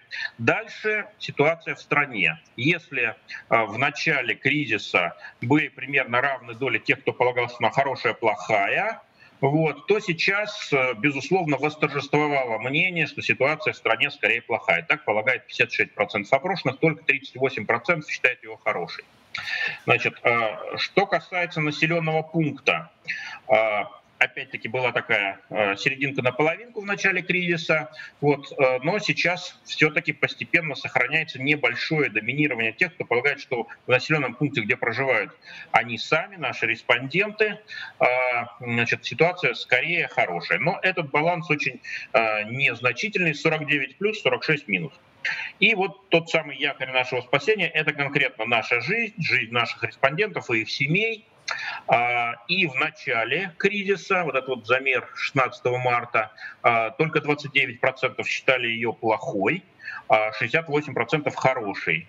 Дальше доля тех, кто оценит ее как плохую, подрастала, но пик вот был пройден 26 апреля, 36%.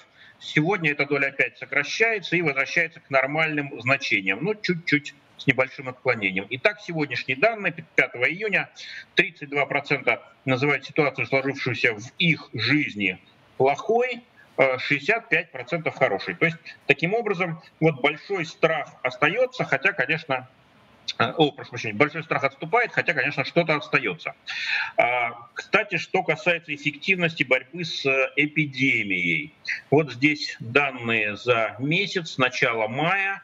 Мы видим, что в начале мая 31% по России считал ее неэффективной, скорее, эту борьбу.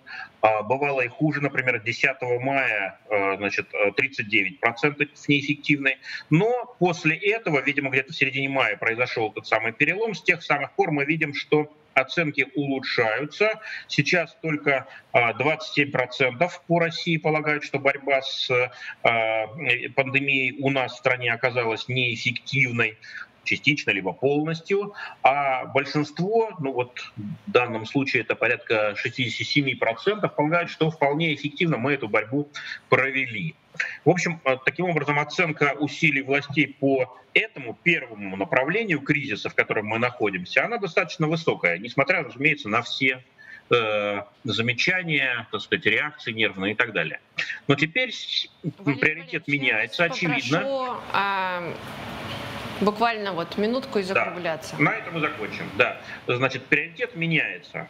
Главный страх, связанный с пандемией, отступает. Более того, растет мнение, что в СМИ сейчас эта тема, как сказать, перепродана, преувеличивается опасность коронавируса, так сейчас 51% считает, только 26% полагают, что масс-медиа преуменьшают, недооценивают опасность коронавируса. Да?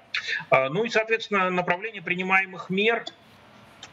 Если некоторое время назад страх был настолько силен, эпидемический страх, что так сказать, люди были готовы отчасти закрыть глаза на проблемы, связанные с экономикой, но вот сейчас уже ситуация другая. Сейчас мы видим, 52% полагают, что в первую очередь российские власти должны концентрироваться на экономике, на том, чтобы сохранить ее, не допустить массовых увольнений, роста цен, нехватки продовольствия и так далее. Только 33% полагают, что сейчас приоритет у нас борьба с пандемией. То есть мы видим смещение ожиданий и запросов в сторону экономической политики. Дарья, я все. Валерий Валерьевич, спасибо за то, что уложились, и за все цифры представленные. Евгений Николаевич, вам достается блиц. Наверное, очевидно, что сфера коммуникации – это какая-то самая понятная сфера, в которой произошли изменения за последние месяцы. А что происходит с точки зрения изменения форматов коммуникации между властью и общественностью? И к каким новым форматам мы переходим? Спасибо большое. Единственное, можно как-то меня показать? Потому что я вот вижу по-прежнему мы вас видим. Картинку Валерия Федорова. Включить. Сейчас я пытаюсь отключить. Вот. Итак, первое. Я думаю, что в России сегодня очевиден дефицит доверия и прямой коммуникации внутри власти и по линии власть-населения. Вообще можно наблюдать за тем, насколько много разрывов было с точки зрения регулирования федерального и регионального. Я приведу пример. Человек приходит в магазин, ему говорят: мы без маски и перчаток не обслуживаем. Он говорит: погодите, федеральный закон о правах потребителя обязывает вас меня обслужить. Федеральный закон выше, чем указ мэра Собянина или, например, распоряжение губернатора Московской области Воробьева. И это действительно, развилка. Второй момент. Очень большое количество барьеров между регионами. Вот Дальний Восток, я так понимаю, этим не отличился, но если брать Центральную Россию, Приволжский федеральный округ, то было большое количество проблем, связанных с просто барьерами между рядом находящимися регионами, и действительно часто это создавало проблемы людям. Ну, там, например, человек живет в Калужской области, едет работать в Московскую область, и он не может это сделать, там у него там возникают проблемы, связанные с кордоном. Следующий момент очень важный, что в какой-то момент для власти ключевым элементом управления стали ограничения, запреты и контроль. И при этом культ бумажной отчетности. Вот вежливые губернаторы сегодня об этом не говорили, но я могу сказать, что в личном общении и некоторые главы регионов и вице-губернаторы рассказывают о том, что, конечно же, было бы гораздо легче работать, если бы не было безумного абсолютно запроса на отчетность, причем очень часто дублирующую отчетность из разных инстанций. Дальше, я думаю, что очень большая ошибка в коммуникации власти с населением — это разговор в стиле сверху вниз, родитель-ребенок, который был характерен для многих представителей власти, но при этом есть и позитивные примеры, в частности, те главы регионов, которые сегодня присутствуют на заседании Ленского клуба, это разговор взрослого со взрослым, когда избирателя, жителя не поучают, а пытаются ему объяснить, почему власть принимает те или иные меры. И действительно сейчас изменились возможности каналов бесконтактной коммуникации.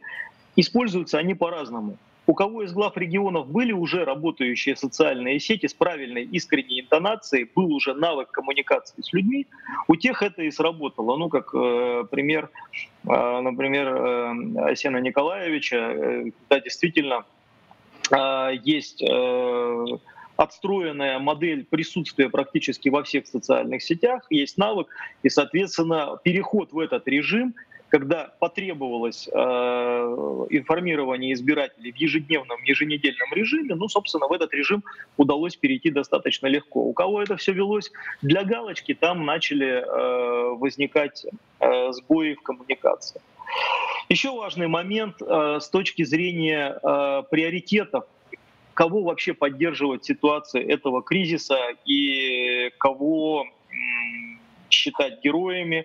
У нас на самом деле сейчас выделились две группы. Это врачи и волонтеры. Вот этот вот известный хэштег «Спасибо врачам». Действительно, люди делают огромную героическую работу. Но вопрос, а как, например, быть с работниками торговли, которые подвергаются, ну, на самом деле, действительно очень серьезному риску? Кстати, через них проходит большое количество людей. Но как бы это осталось за скобками, а это на самом деле огромный сегмент людей. Как, например, быть с водителями, на которых упала огромная ответственность и огромная нагрузка, учитывая тот факт, что очень многие вещи пошли по службе доставки, и, собственно, эти люди, ну, в том числе и гибнут. Да? Там достаточно вспомнить, что человек, который погиб в недавней резонансной аварии, ну, собственно, это был автокурьер, который вез людям доставку. И я думаю, что перед нами стоит очень серьезный вызов. Когда-то Юрий Андропов сказал: мы не знаем страны, в которой живем. И я могу сказать, что, к сожалению, во многом мы сегодня, по крайней мере, российская элита не до конца понимает, в какой стране мы живем, из кого она состоит,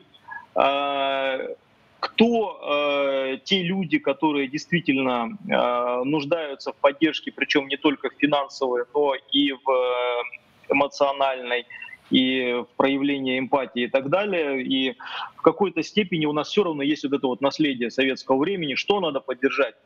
В первую очередь надо поддержать крупную промышленность, инфраструктурные, так сказать, там, единицы и так далее, что несомненно правильно, но в том числе вот это вот отношение к малому среднему бизнесу, как к траве, которая, так сказать, ну, сейчас обгорит под жгучим солнцем кризиса и без полива, ну ничего, так сказать, отрастут в следующем сезоне, как всегда отрастает. И я думаю, что это на самом деле большой риск. Еще важный момент, на котором я закончу. Оказалось, что большая часть политических партий, особенно партий оппозиционных, оказалась вне повестки коронавируса. То есть они не смогли предложить свое альтернативное видение. Вот Евгения Астулова недавно сказала, на мой взгляд, яркую фразу, что лидером ковида-диссидентов в России стал Александр Лукашенко, президент Беларуси.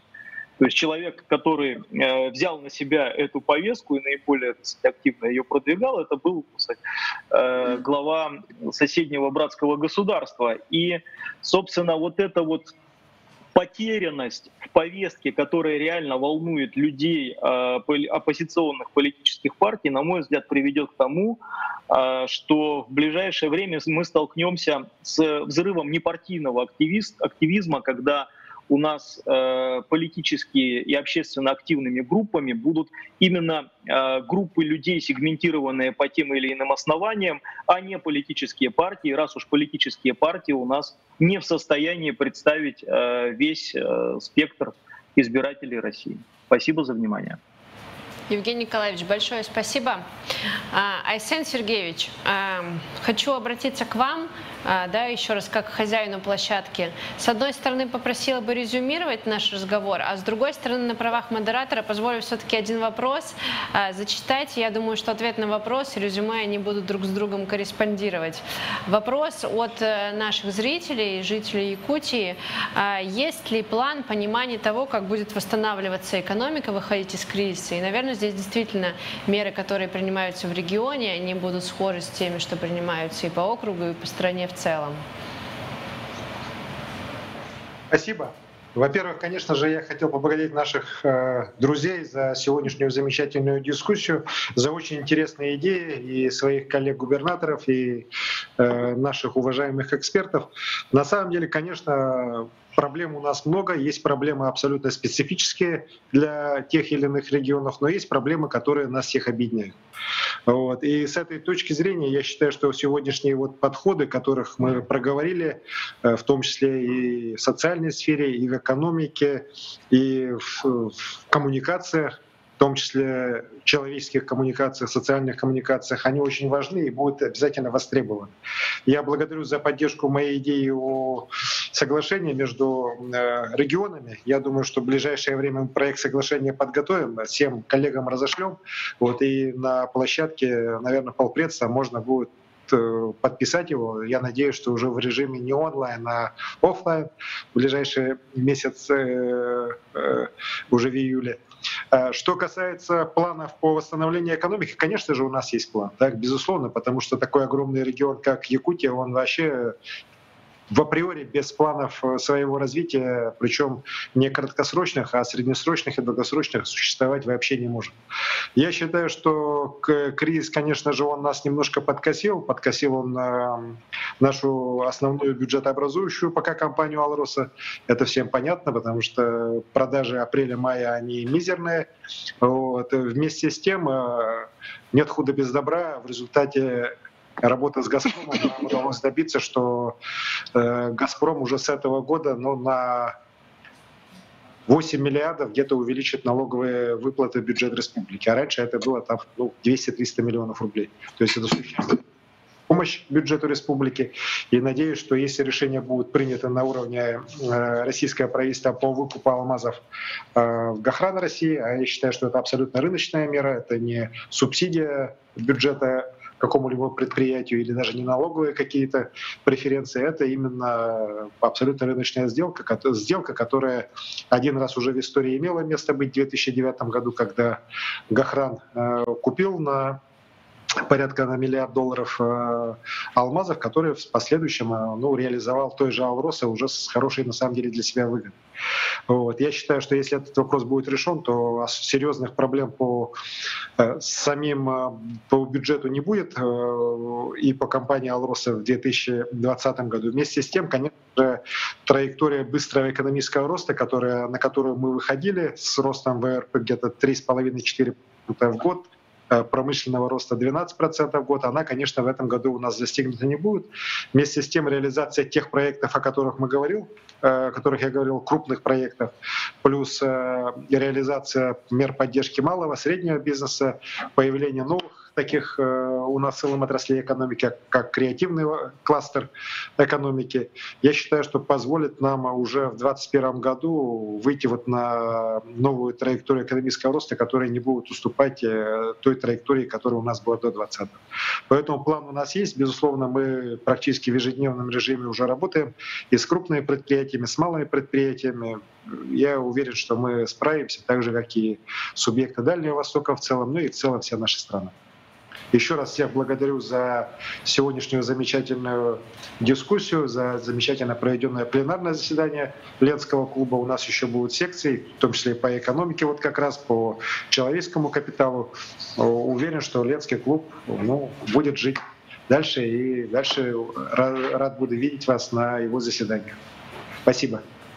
Арсений Сергеевич, большое вам спасибо за приглашение и за организацию такой площадки. Я обращу внимание, что действительно это первая дискуссионная площадка на территории Дальнего Востока, которая заглянула в будущее, в такой наш посткоронавирусный период, и это очень важно. И я, как представитель экспертного института социальных исследований, могу сказать точно, что мы такую практику, которую вы сегодня предложили и планируете к реализации как соглашение между всеми регионами, обязательно поддержим в числе лучших практик, да, безусловно. И большое спасибо всем нашим спикерам, уважаемым, которые сегодня нашли возможность поучаствовать, и нашим зрителям за активность. И вот Арсений Сергеевич озвучил, да, у нас 2 секции. Одна начинается буквально через 5 минут. Там будет не менее интересно и содержательно. Поэтому оставайтесь с нами. Всем огромное спасибо за внимание. Спасибо, Дарья. Спасибо. Спасибо. До свидания.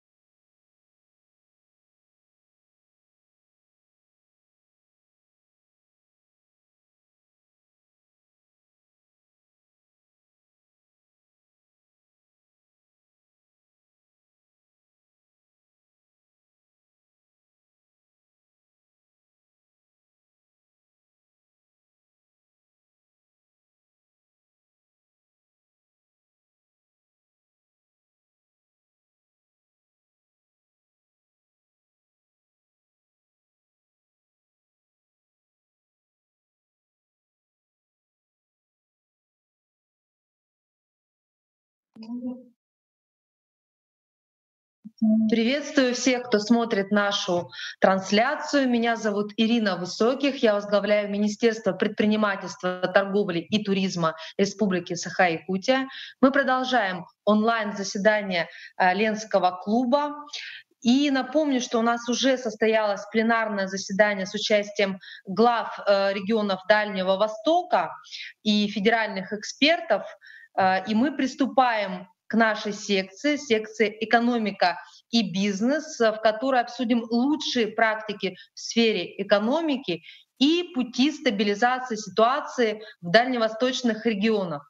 Разрешите представить наших спикеров. С нами сегодня работает на площадке Алексей Евгеньевич Репин, член экономического совета при президенте Российской Федерации, председатель Общероссийской общественной организации «Деловая Россия», основатель и председатель Совета директоров группы компаний «Эрфарм». Тарас Анатольевич Попов, директор по взаимодействию с государственными органами и регионами ОНО «Агентство по привлечению инвестиций и поддержке экспорта». Сергей Сергеевич Иванов, генеральный директор, председатель правления ПАО «Алроса». Афанасий Афанасьевич Савин, генеральный директор корпорации развития Якутии. Василий Васильевич Ефимов, генеральный директор венчурной компании «Якутия», Анна Александровна Никитченко, управляющий компанией O2 Consulting, вице-президент ОНО Национального института системных исследований проблем предпринимательства, и Ксения Леонидовна Аверина, директор Владивостокского филиала компании HeadHunter. Как видите, спикеров у нас достаточно много, поэтому мы определим каждому спикеру от 5 до 7 минут, так как у нас для всей секции выделен 1 час. Если останется время, мы обязательно обсудим вопросы от наших зрителей. И открыть секцию я предлагаю экспертным мнением об экономической ситуации на Дальнем Востоке и в целом в стране. Алексей Евгеньевич, на ваш взгляд, худшее уже позади? Добрый день.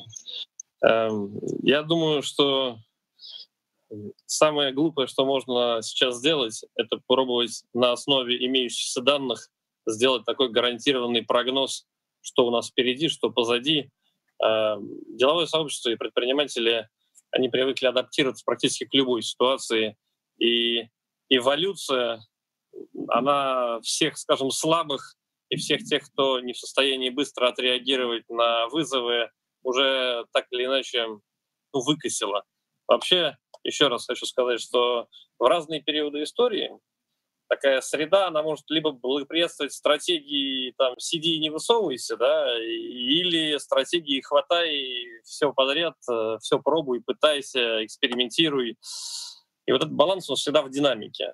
То есть все перегибы, они отсекаются отбором. То есть те, кто слишком осторожны, они вымирают, потому что их вытесняют более активные. Но слишком любопытные, они тоже погибают от того, что им кажется, что все вызовы и все риски уже позади, и необходимо или можно действовать активно, без оглядки. Поэтому, конечно, нахождение такого тонкого баланса это на самом деле залог успеха или, к сожалению, большой проблемы для любого предпринимателя, особенно тогда, когда внешние факторы определяют ситуацию, наверное, даже в большей степени, чем внутренние.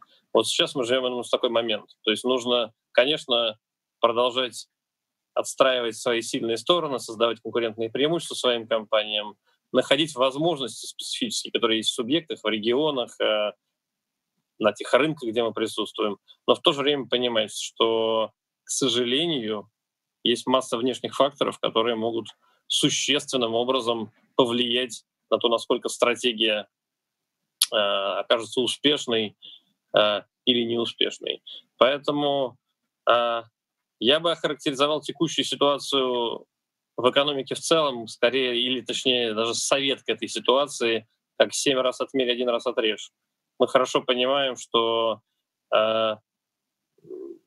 и пандемическая история, то есть возможная вторая волна, и, главное, экономический вызов, который сопутствовал этой ситуации, безусловно, не позади, и нужно уметь адаптироваться к этой ситуации. Что касается Дальнего Востока, то Дальнему Востоку и регионам Дальневосточного федерального округа и предпринимателям, которые здесь работают, в общем-то, пришлось, наверное, сложнее, чем многим. Как минимум, это связано с тем, что закрытие границ и та ситуация, которая связана с, скажем, с межграничной торговлей, с взаимодействием, с возможностью привлечения рабочей силы внешней, миграции и так далее, в условиях наших сегодняшних ограничений они стали сильно сложнее, чем были, и зачастую многие бизнесы остановились по целому комплексу причин. И локдаун экономики, и шоковое сокращение или остановка спроса, но еще на самом деле вот эти разрывы цепочек, про которые я говорил. В этом плане, мне кажется, очень важно, чтобы такая координация действий и работа между региональными органами исполнительной власти, между всеми возможными регуляторами, между деловым сообществом, предпринимательским сообществом и, как следствие, каждым представителем нашей предпринимательской профессии проходила максимально комфортно и, главное, открыто и оперативно. Времени ждать, пока тебя услышат, сейчас нет.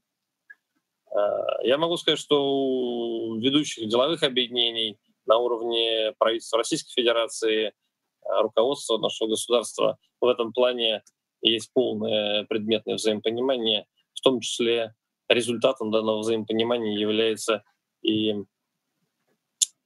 интеграция предложений, существенного набора предложений делового сообщества в общенациональный план выхода экономики из текущей, скажем, пандемической беды, восстановления занятости и возвращения к траектории экономического роста, которая является ключевой задачей, поставленной президентом в своих майских указах.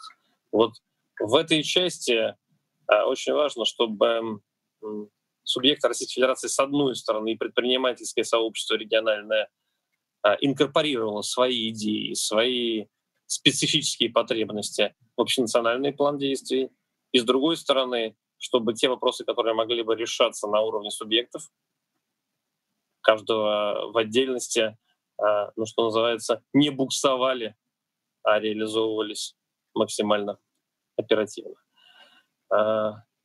Что ждать с точки зрения экономики? Мы хорошо видим, что Российская Федерация сейчас находится в такой очень, я бы сказал, уязвимой экономической позиции, но в то же время эта уязвимая экономическая позиция значительно лучше, чем у наших многих соседей. Это мы тоже и хорошо видим. И прогнозы самые пессимистичные по падению занятости, по росту безработицы, по сокращению потребительского спроса. Они на самом деле, слава богу, не оправдываются пока. И надеюсь, что в том числе тот большой набор мер, даже я бы не сказал государственной поддержки, но инъекции ресурсов в российскую экономику и, как следствие, восстановления спроса в ней помогут не меньше, чем прямые меры поддержки занятости, чем прямые меры поддержки компаний за счет упрощения кредитования, наполнения этих компаний оборотным капиталом.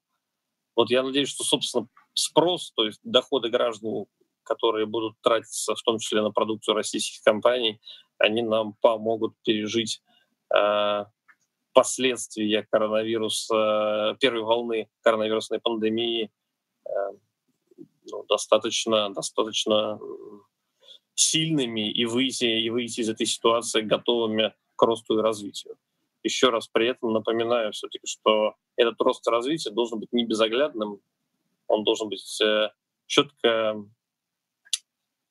сконцентрированным на различных, принимающим во внимание различные сценарии того, как экономика будет, скорее всего, выходить. Мы все верим, что выход будет в виде английской буквы «В», и вопрос только градиента наклона точки выхода.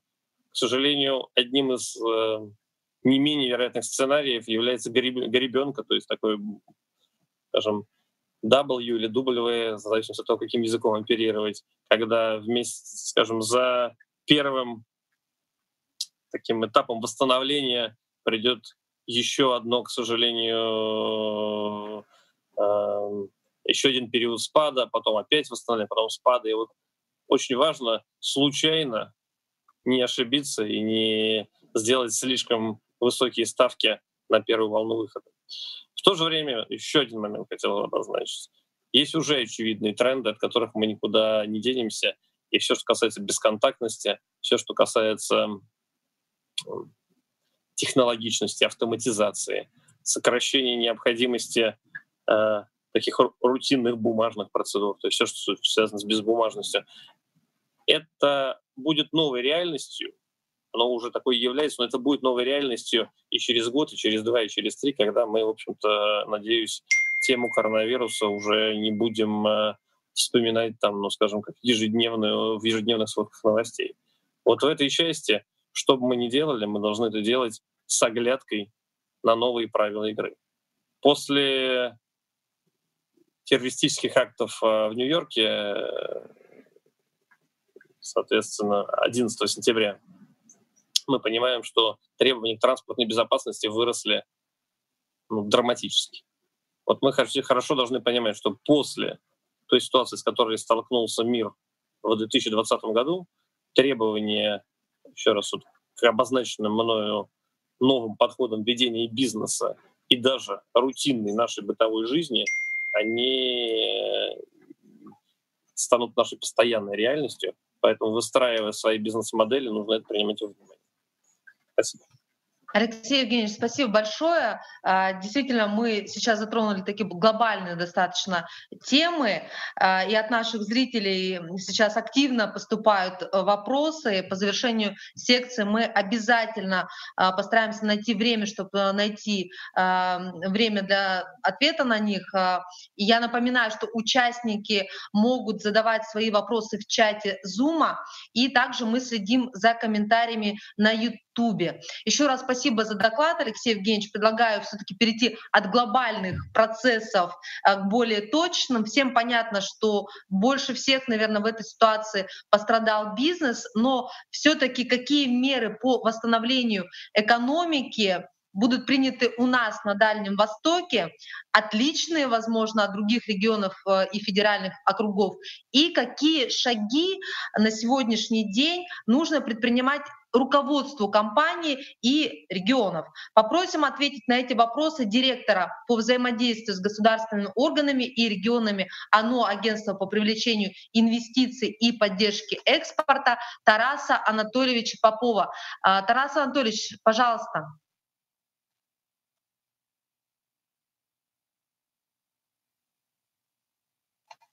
Тарас Анатольевич, вам нужно включить звук. Я вижу, что у вас звук не включен на текущий момент. Нажмите, пожалуйста.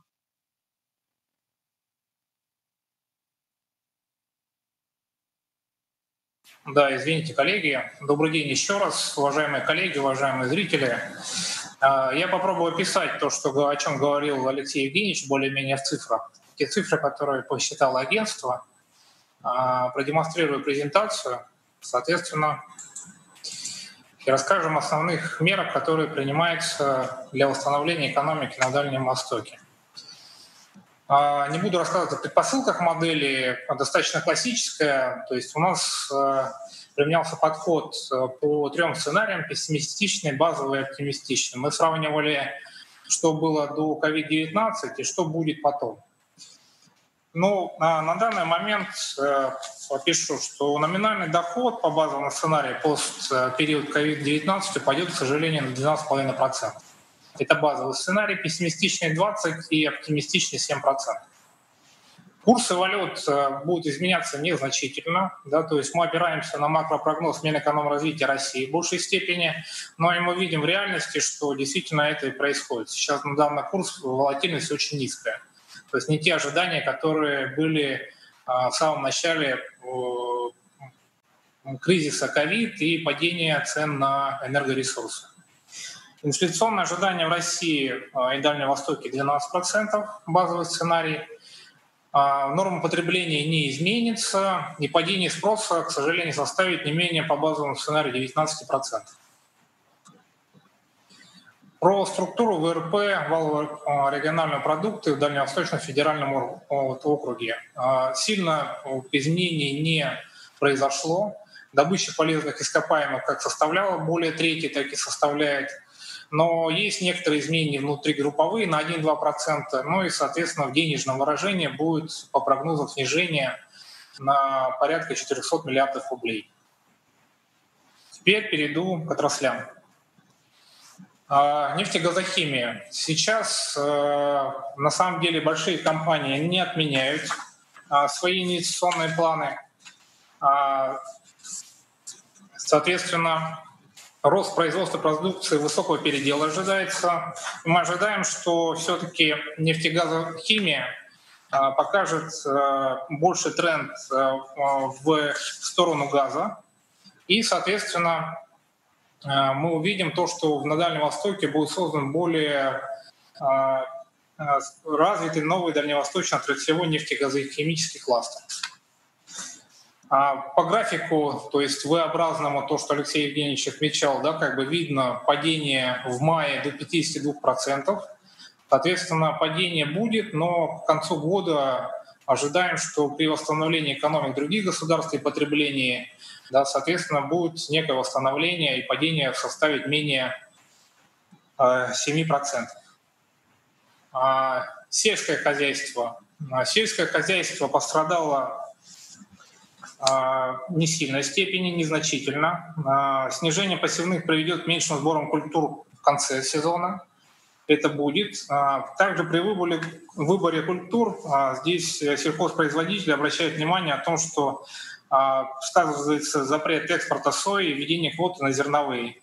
Ожидается снижение на 20-25% валовых сборов сои и кукурузы по сравнению с 2019 годом. Тоже график видно, то есть падение составляет не более 14-13% по году. Самое пострадавшее на сегодняшний день — это логистика.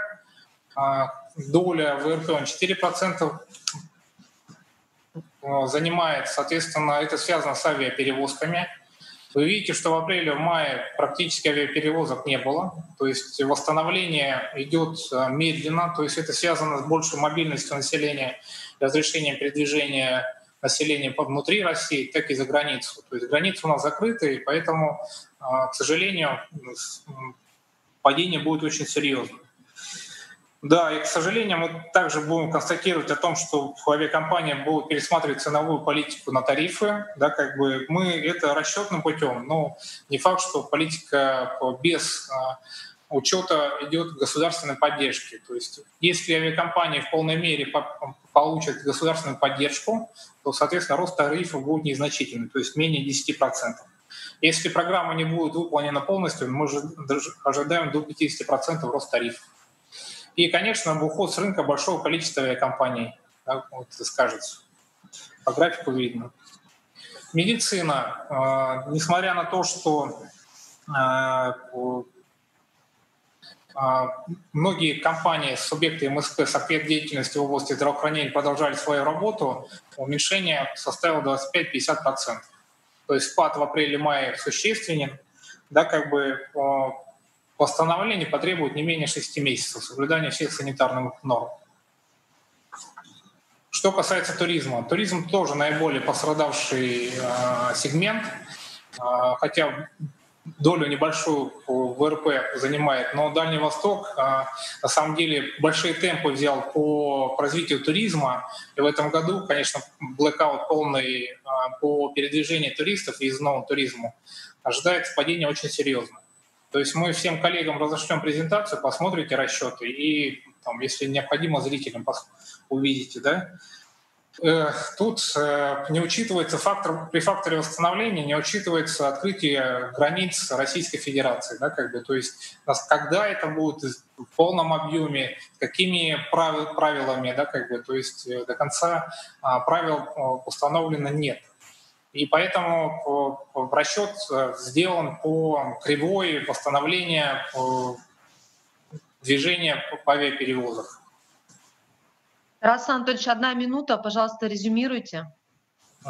Давайте резюмирую о том, что здесь перечислены многие. Конечно, горнорудная отрасль из-за экспортных ограничений и закрытия границ сильно пострадала.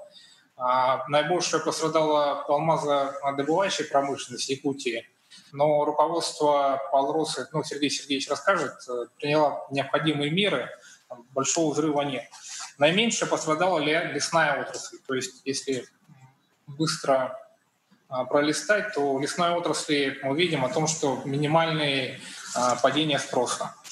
Расскажу про меры, да, то есть про меры поддержки, которые оказывает государство, региональные власти, все осуществляется в полном объеме, да, как бы. Но прошу обратить внимание, мы 640 респондентов опросили, малый-средний бизнес ДФО, то есть это без больших компаний. Первое, да, как бы по приоритетности, что говорит, это говорят о снижении налогов, отсрочке платежей, снятии административной нагрузки и кредитования. Это те меры поддержки, которые следует обратить внимание региональным, в том числе федеральным властям. К сожалению, не обращались за помощью 71% респондентов. Известно о наличии федеральных мер поддержки, говорят 95%. Да, мы знаем, но, к сожалению, не обращаемся. Известно о наличии региональных мер поддержки, 71% респондентов говорит. При обращении за мерами поддержки столкнулись со следующими трудностями. Это недостаток информации, большое количество необходимых подтверждающих документов, длительное согласование госорганов, отказ банка в кредите или отсрочке. Это правда, там целые лимиты установлены на каждого заемщика, да, то есть вот меры поддержки, к сожалению, в полной мере не работают. И другое обозначить 61%. И смотрите, расскажу про изменения в HR-стратегии. То есть это из 640 респондентов 208 перевели сотрудников на удаленку, 105 перевели сотрудников на неполную рабочую неделю, 67 перевели сотрудников в режим простое, 31 отправили в отпуск без сохранения, и без изменений оставили 127, и 126 указали другое. То есть, скорее всего, ввели режим, просто не работает. Да, то есть не обозначая никак изменения в HR-стратегии. У меня вкратце все. Спасибо, коллеги. Готов буду ответить потом на вопросы ваши и зрителей. Спасибо. Спасибо большое, Тарас Анатольевич. На самом деле мы видим, что на Дальнем Востоке меры поддержки, они уникальны. Например, у нас в Якутии мы ввели такие меры поддержки, как цифровизация бизнеса, то есть мы адресно помогаем бизнесу уйти из офлайна в онлайн. В том числе финансируем создание маркетплейса, выход на крупнейшие российские маркетплейсы и цифровизацию рабочего места. Если уходить немножко от малого бизнеса, мы о нем сегодня еще успеем поговорить, хотелось бы узнать, как сейчас выживает крупный бизнес, большие компании, какие меры были предприняты такими компаниями, как Алроса. Мы бы хотели как раз узнать от Сергея Сергеевича Иванова. Сергей Сергеевич, пожалуйста, поделитесь, как крупные предприятия сейчас переживают кризис и какие последствия вы ожидаете в ближайшем будущем. Добрый день, Ирина. Добрый день, уважаемые коллеги. Наверное, нет смысла рассказывать о том, что Алроса делала в части укрепления медицинской инфраструктуры, протоколов работы крупных промышленных предприятий. Слава богу, эта работа практически уже вся позади. Я имею в виду, когда с нуля фактически все разрабатывалось, устанавливалось, и об этом можно долго рассказывать. Но, конечно, мы сегодня имеем совершенно другое состояние медицинской инфраструктуры, которое было на начало марта, и сегодня на середину июня. Мы выиграли время за счет тех мероприятий, которые мы провели, и реально, условно говоря, заражаемость и первые случаи у нас начали фиксироваться буквально несколько недель назад, и пока, я говорю про Мирнинский район, естественно, и пока численность исчисляется десятками человек, не сотнями, мы укрепили нашу медицинскую инфраструктуру, это ИВЛ, оксигенаторы, лекарственные средства, препараты, СИЗы. Мы привлекли из Якутска в марте врачей-ординаторов, потому что понимали, что наша медицина районная не справится с таким наплывом, который мы ожидали, который, слава богу, не оправдался в данном случае, но мы понимаем, что, возможно, проблемы еще будут впереди. Очень помогла площадка, где мы обмениваемся опытом и коммуницируем с CEO крупнейших российских компаний. Разные площадки. Это позволило не сделать те ошибки, которые сделали и другие страны, и другие компании, где эпидемия началась раньше. Также мы обменивались опытом, потому что в теории нам казалось, что мы предусматриваем все правильные протоколы, но на практике, там, где происходили заражения, в ряде регионах Российской Федерации, на ряде крупных компаний, которые тоже предпринимали все меры, но мы видели, что ситуация развивается там чуть по-другому, чем мы предполагали. Все это помогло нам, безусловно, донастроить нашу работу, наши протоколы. В чем наше отличие существенное, наши плюсы? Это все-таки моногорода, это небольшое количество вахтовых рабочих, это, соответственно, снижает нагрузку на больницы, и мы здесь сильно отличаемся, да, от Чаиндинского месторождения, от строек Новотека в Мурманске, от других объектов, где массовое скопление именно вахтовых рабочих, которых нужно было срочно изолировать, строить эти изоляционные центры, разворачивать военную инфраструктуру, призывать МЧС и так далее. Нам здесь чуть проще, потому что у нас таких объектов всего два. Это Накын, Нюрбинский ГОК и Верхняя Муна. Соответственно, там драконовские меры были предприняты. С марта ограничено перемещение внешних подрядчиков, любой заезд на площадку. Безусловно, грузы доставлялись, и предприятия работали.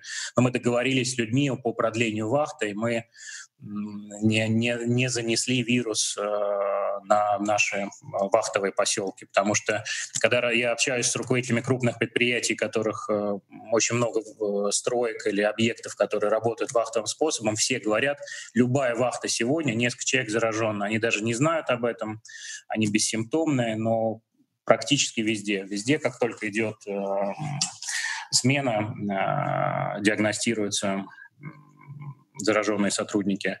Мы поставили тест-системы, совместно разработка РФПИ и японской компании Mirai Genomics. Я думаю, Алексей хорошо знает эти мини-лаборатории. Мы развернули на базе Мирнинской центральной районной больницы тестирование на ПЦР. Ну и для подтверждения тестов используем также систему Вектора. Ну и самые сложные кейсы направляем в Новосибирск по-прежнему на переподтверждение. Компания инвестировала, я не хочу говорить, что это расходы, мы считаем, что это инвестиции, свыше $500 миллиарда рублей во все эти мероприятия. Я думаю, что сейчас вряд ли эти суммы там будут как-то сильно увеличиваться, потому что все необходимое, нам кажется, что мы сделали, по крайней мере, на данном этапе. Но фокус, безусловно, основной сейчас на продолжение всех противоэпидемических мероприятий. Люди начинают выезжать на санаторно-курортное лечение. Мы понимаем, что, скорее всего, будут возвращаться и завозить инфекцию, но это просто неизбежно. Люди будут и летать в самолетах, и общаться в аэропортах, и пересекаться с другими отдыхающими на юге России. Поэтому также готовим протоколы к тому, когда люди будут возвращаться, потому что, скорее всего, самоизоляция в республике в течение нескольких недель уже будет снята. Соответственно, нам как работодателю нужно будет выработать алгоритмы или людей до того, как придут тесты, или отправлять простой, или просить людей, чтобы они несколько дней еще брали за свой счет. И по прилету на северной площадке мы сначала получали тесты, потом могли людей допускать до работы. Здесь еще большая работа предстоит. Ну, что касается наших действий, вы абсолютно правы. Алмазодобывающая промышленность пострадала во всем мире, как и в прошлый кризис 2008 года, хотя это, безусловно, сильно отличается от того, что было 12 лет назад.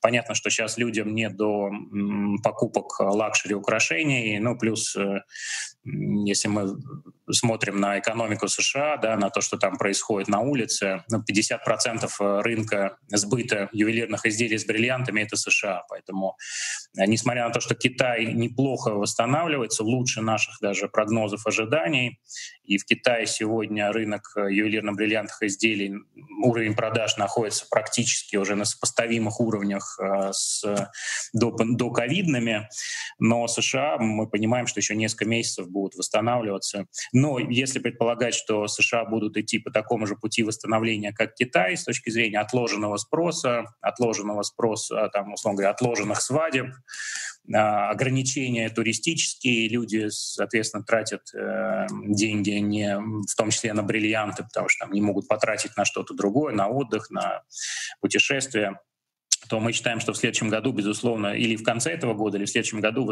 рынки восстановятся. То же самое было и в 2008 году, тогда все предрекали Алросе, значит, фундаментальные изменения бизнес-модели, были ошибочные решения по диверсификации, там газовые активы купили, в Тимир вошли, железнорудный, который до сих пор это еле-еле что-то из этого продали с убытками, а что-то мертвым грузом висит.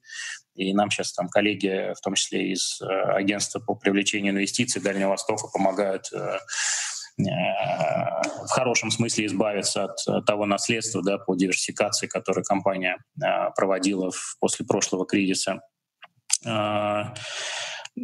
Что, как мы реагируем, да, ну, естественно, сокращение издержек по всем фронтам, начиная, ну, понятно, что основная статья наших затрат — это персонал.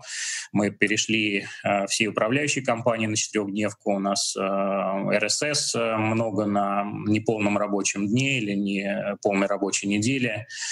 У нас, к сожалению, ряд активов находится в простое. Мы приостановили добычу и планы по добыче на следующий год по низкомаржинальным рудникам и карьерам, но при этом компания обладает существенными запасами алмазного сырья, и даже если рынок будет восстанавливаться темпами быстрее, чем те, которые мы предполагаем, ну, мы, как индустрия, и наши коллеги, компании De Beers, Rio Tinto, то у нас все равно будет возможность реализовывать сырье из запасов, и экономика компании будет поправляться.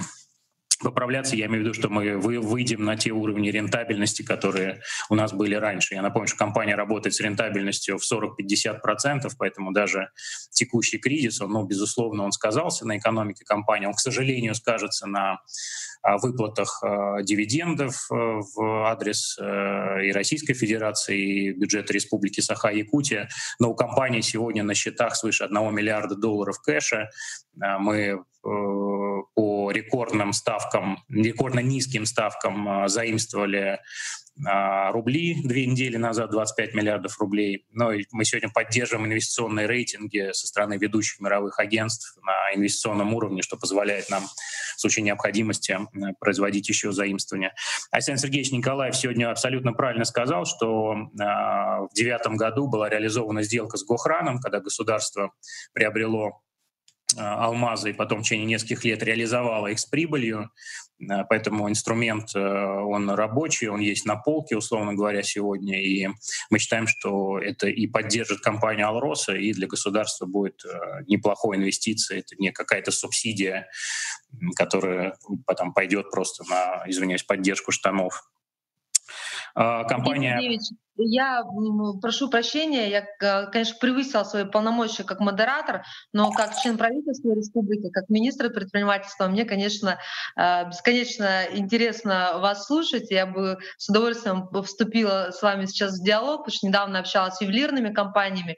Они настроены очень позитивно. Компания Pearl Diamond продает очень активно пылающий лед и, наоборот, говорит о том, что на лакшери как раз у них сейчас спрос больше. на лакшери и на очень-очень дешевый продукт, да, наоборот, то есть средний продукт у них сейчас не идет. Поэтому я уверена, что этот кризис, он наоборот даст нам новые возможности. Конечно, компания «Алроса», мы желаем только развития, потому что Республика Саха-Якутия, конечно, во многом зависит, в том числе, если это касается занятых в особенности, потому что большое количество занятых, конечно, в компании «Алроса». Спасибо. Ну и малый бизнес с нами очень хочет работать, поэтому я думаю, что в этом направлении у нас тоже есть перспективы. Отдельно в данной секции, конечно, хотелось бы уделить внимание институтам развития Республики. Экспертными мнениями в данной области поделятся Афанасий Савин и Василий Ефимов. Сейчас я бы хотела передать слово генеральному директору корпорации развития Якутии Афанасию Афанасьевичу Савину. Пожалуйста. Добрый день, Ирина. Спасибо. Здравствуйте, коллеги и гости Ленского клуба. Разрешите мне открыть свою презентацию. Так. Как вы все, наверное, знаете, что стратегия Якутии заключается в том, чтобы правильно использовать те ресурсы, которые дает наш мощный сырьевой сектор, построить за 10-15 лет только второй столб экономики, не сырьевой. И в прошлом году мы по поручению председателя правительства Якутии создали на базе нашей корпорации лабораторию, которую назвали «Креативная Якутия», которая как раз-таки должна была искать ответ на вопрос, как развивать наш сырьевой сектор, предпринимательство, бизнес и, в частности, ответить на вопрос, что такое креативная экономика. И здесь вот, собственно, те краткие результаты, которые мы получили. Я потом в чат скину ссылки на наши такие системные работы, наши статьи основные, кому будет интересно, чтобы познакомиться. Так вот, Якутия у нас на самом деле по итогам последних 2 бизнес-переписей входит в России в 5, а то и в 3 регионов по количеству зарегистрированных и активных предпринимателей. То есть можно сказать, что у нас достаточно высокая предпринимательская активность, то есть у нас все окей с количеством предпринимателей. Но если мы посмотрим на качество, то мы увидим, что более 90% у нас компаний заняты на самом деле в сферах с низкой экономической сложностью, то есть в сферах с высокой конкурентностью. Это в основном торговля, перевозки, бытовые услуги, то есть достаточно простые виды деятельности. Меньше половины у нас компаний несырьевого сектора, традиционных отраслей, что-либо экспортируют. Всего 7% делают попытки как-либо выйти на рынки других регионов России. И при этом интересный факт, что больше половины из них масштабируются внутри республики, то есть открывают филиалы в разных районах. То есть такой происходит каннибализм на внутреннем рынке, когда более сильные пожирают более слабых, и практически весь наш бизнес, как ни странно, он ориентирован им только на внутренний рынок, который на самом деле очень крошечный, и который вот уже несколько лет практически не растет, если посмотреть на ту же покупательную способность населения. При этом наш бизнес, он также вытесняется более эффективными региональными компаниями, более эффективными федеральными сетями. Например, если лет 10 назад, чтобы купить компьютер, мы шли в местные магазины, сейчас мы идем в какой-нибудь ДНС или Nvidia. И то же самое касается там абсолютно многих сфер. Например, если раньше эта компания Якутия занимала 50% рынка Якутск-Москва, то сейчас там меньше 25%, по-моему. То есть можно сказать, что таким образом массовая переориентация нашего бизнеса на внешние рынки, чтобы наши компании по умолчанию бы ориентировались на внешние рынки, как, например, в Израиле, это не просто вопрос развития, а вопрос выживания, чтобы они научились в том числе делать продукты и такие услуги, которые были бы на глобальных рынках конкурентоспособны. Причем, вот как я сказал, что мы изначально ставили в том числе себе вопрос, задачу такой ответить на вопрос, что такое креативная экономика. Так вот, если в российской и международной практике, как правило, под креативной экономикой понимают только креативные индустрии, у нас они в республике, кстати, 1,7%, то мы предполагаем, наш подход якутский заключается в том, что креативная экономика — это скорее про креативность всей экономики. Это про то, сколько мы за счет нашего креативного человеческого капитала сможем завоевать на традиционных рынках, про то вообще, как будет развиваться весь наш несырьевой сектор. То есть для нас вот эта задача развития креативной экономики — это скорее про развитие всего нашего несырьевого сектора. И при этом, если мы посмотрим на несырьевой сектор, понятно, что если его развивать, то это невозможно как раз-таки без выхода на внешние рынки. И у нас сегодня половина нашего несырьевого сектора — это госкомпании. Например, в той же транспортной отрасли, в других отраслях, в переработке, это практически половина этого сектора — это госкомпании. Значит, мы должны в том числе и стремиться к тому, чтобы и наши госкомпании тоже выходили, как это ни странно, на внешние рынки. Потому что понятно, что оставаясь только сосредоточенным на маленьком внутреннем рынке, невозможно говорить ни о каком развитии. Например, то же самое авиакомпания «Якутия», ей жизненно необходимо занимать новые рынки. Тому же Саханефтегазбыту очевидно, что нужно стремиться к тому, чтобы стать федеральной нефтегазовой компанией, а не просто каким-то маленьким региональным игроком. И как это должно быть сделано, да? Должна ли республика или там такие институты, как мы, придумывать стратегии для таких компаний? Конечно же, нет. Самый верный путь — это изнутри наполнить вот эти компании правильными талантами, то есть повысить их креативную интенсивность. Мы сделали такое допущение, и вот у нас родилась гипотеза, что развитие компаний, в том числе решение об их масштабировании, очень сильно зависит от того, какая доля у них занятых составляет как раз креативное занятие. Это те, кто занимается стратегией, маркетингом, аналитикой, IT и так далее. И второй путь — это вводить для них такую жесткую внешнеэкономическую дисциплину. Это подтверждается опытом, допустим, стран Восточной Азии, Тайваня, Китая, где любая компания, которая пользуется какими-нибудь госсубсидиями, которая является государственной, она обязана выходить на внешние рынки, там тестировать свои услуги и продукцию, сталкиваясь с глобальной конкуренцией. То есть такая вот политика отсеивания проигравших. И, собственно, вот хотелось бы рассказать о той работе, как мы ее проводим, да, и почему, допустим, я говорю сейчас про креативную... К сожалению, у нас уже вышло время, к сожалению. Да, я сейчас закончил. Да, Ирина Сергеевна, один слайд. Почему мы говорим про креативную интенсивность, да? Почему вот я вроде как такую интересную вещь связал с традиционными отраслями? Если взять авиакомпании, да, то у лидеров отрасли сегодня половина вакансий — это креативное занятие. Тогда как у наших авиакомпаний, у авиакомпании «Якутия», «Полярная авиалиния», «Алроса» таких вакансий нет вообще. То есть они делают ставку на тех, кто занимается операционной деятельностью. На пилотов, стюардесс, техников, тогда как у них нет людей, которые занимаются созданием добавленной стоимости. Даже вот в ритейле сейчас 40% вакансий тоже «Магнит» — это креативное занятие. И мы вместе с МИЗО сейчас приняли программу трансформации наших якутских компаний. То есть мы им через это директоров вводим новые требования, новые KPI по той доле выручки, которую они должны генерить на внешних рынках, по тому количеству именно креативной интенсивности, которая у них должна быть. Вот, первые компании в эту программу вошли. В этом году мы с ними будем разрабатывать маркетинговые стратегии. То есть, по сути, их такие рыночные стратегии. И вот эту работу будем продолжать. У меня все. Спасибо. Спасибо большое, Афанасий Афанасьевич. Я передаю слово генеральному директору венчурной компании «Якутия» Василию Васильевичу Ефимову. Василий Васильевич, вот у нас крупный бизнес очень тяжело переживает кризис, потому что мы столкнулись с тем риском, который было очень сложно предвидеть. Как же наши стартапы сейчас выживают на рынке, как ситуация отразилась на них и вообще насколько стали актуальны инновации в период кризиса? Пожалуйста, у вас 5 минут, у нас очень жесткий сейчас тайминг, мы немножко вышли за пределы отведенного времени. Спасибо. Хорошо, спасибо, Ирина.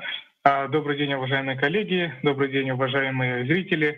Ну, безусловно, пандемия, она сказалась и на нас, как на организации, и особенно на наших стартапах. Но преимущество стартапов — это в том, что они работают в режиме постоянной неопределенности. Поэтому те вот минусы, с которыми столкнулись, я вот озвучу несколько примеров, они, можно сказать, их сделали более сильными. Но и для некоторых стартапов открылись новые возможности, о которых я вам также вот вкратце с вами поделюсь.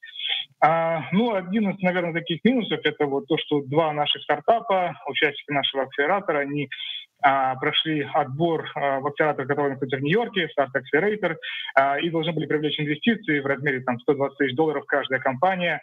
Вот, мы к этому шли планомерно, были этому очень рады, но вот случилось то, что случилось. И, соответственно, нам удалось как бы договориться с принимающей стороной о том, что команды все же пройдут акселерацию, привлекут инвестиции, но это случится несколько позже, после того, как ситуация исправится.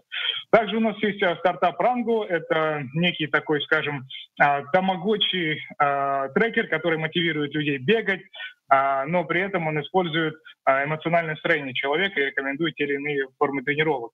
Вот. Ребята хотели выйти в марте уже на рынок Китая, Японии, Южной Кореи, но, к сожалению, сейчас деятельность их приостановлена, но они не сидят без дела, они сконцентрируются на тестировании и, соответственно, улучшают свой продукт. Я думаю, что в ближайшее время, надеюсь, что в третьем квартале они запустят уже свой продукт глобально и, соответственно, достигнут своих результатов, в том числе финансовых. Также у нас есть стартап Smart Books Life. Это команда, которая делает книжки с дополненной реальностью. Они прошли акселерацию в Канаде. К сожалению, демо-день, так называемый, который, кстати, у нас будет тоже вот послезавтра, у них отменился. Ну, организаторы решили, что все-таки такой формат нужно делать в офлайне, в отличие от нас. Ну, соответственно, я думаю, что все равно это состоится, просто несколько позже. Также вот есть стартап у нас HomePla. Это компания, которая специализируется на установках для выращивания зелени в помещениях. Они изначально фокусировались на рынке ресторанов, но, как всем известно, сейчас ресторанный бизнес достаточно серьезно просел, вот, и они сделали такой некий пивот. Сейчас они рассматривают своих основных потребителей, это домохозяйства, и при том, что эти домохозяйства будут покупать эти установки совместно, то есть это некое совместное пользование, достаточно интересная бизнес-модель. Возможно, даже она приведет к гораздо быстрому росту, чем вот изначальная модель, как B2B. Что касается вот возможностей, как Александр Александрович Аузан абсолютно правильно отметил, вот такие компании, которые предлагают некие платформенные решения, маркетплейсы, агрегаторы, они действительно имеют очень хорошие перспективы. У нас есть компания PriceBox, выпускник первого нашего потока. Это маркетплейс для небольших магазинов, ну даже, можно сказать, крупных сетей, да, которые помогают очень быстро цифровать свой товар и начать продажи. GoGo Courier, выпускники второго потока, это агрегатор курьерской службы, вот, который тоже помогает бизнесу в доставке товаров. И они также очень быстро, оперативно в период пандемии запустили сервис GoGo Еда. Очень интересный стартап — это Jera AI. Ребята изначально разрабатывали продукт, это такой некий кейс, таблетница, которая помогает врачам мониторить, насколько правильно пациенты принимают лекарства, дозировка и так далее, и регулярность. Но они увидели возможность в дезинфекторах ультрафиолетовых. Это вот такие небольшие устройства, 10×20, они разместили это на сайте, предложения, они меньше чем за 3 недели получили более 1000 предзаказов, в том числе мой. Вот, на эти устройства в ближайшее время оно мне поступит, я уже смогу, наверное, как потребитель потом дать какую-то обратную связь. Но это к тому, что стартапы имеют очень такое свойство, да, быстро меняться, быстро адаптироваться под новые реальности и предлагать какие-то новые проекты. Ну и проект Сайберия — это выпускники также нашего второго потока. Это компания, которая специализируется на обработке снимков компьютерной томографии с использованием искусственного интеллекта, которые на самом деле изначально позиционировали как решение для ранней диагностики рака легких. И эта технология, она очень сильно пригодилась и адаптировалась вот в рамках текущей ситуации для ранней диагностики COVID-19. Сейчас компания находится на стадии клинических испытаний. Вот. И уже с 3 больницами республиканскими они работают, вышли на большую крупную компанию IT российскую, которая уже с ними заключает в ближайшее время договор. Ну и мы надеемся, что у них пойдет коммерциализация, и эта услуга она будет доступна более широкому кругу пользователей из других регионов. Василий Васильевич, спасибо большое. У нас поступают вопросы.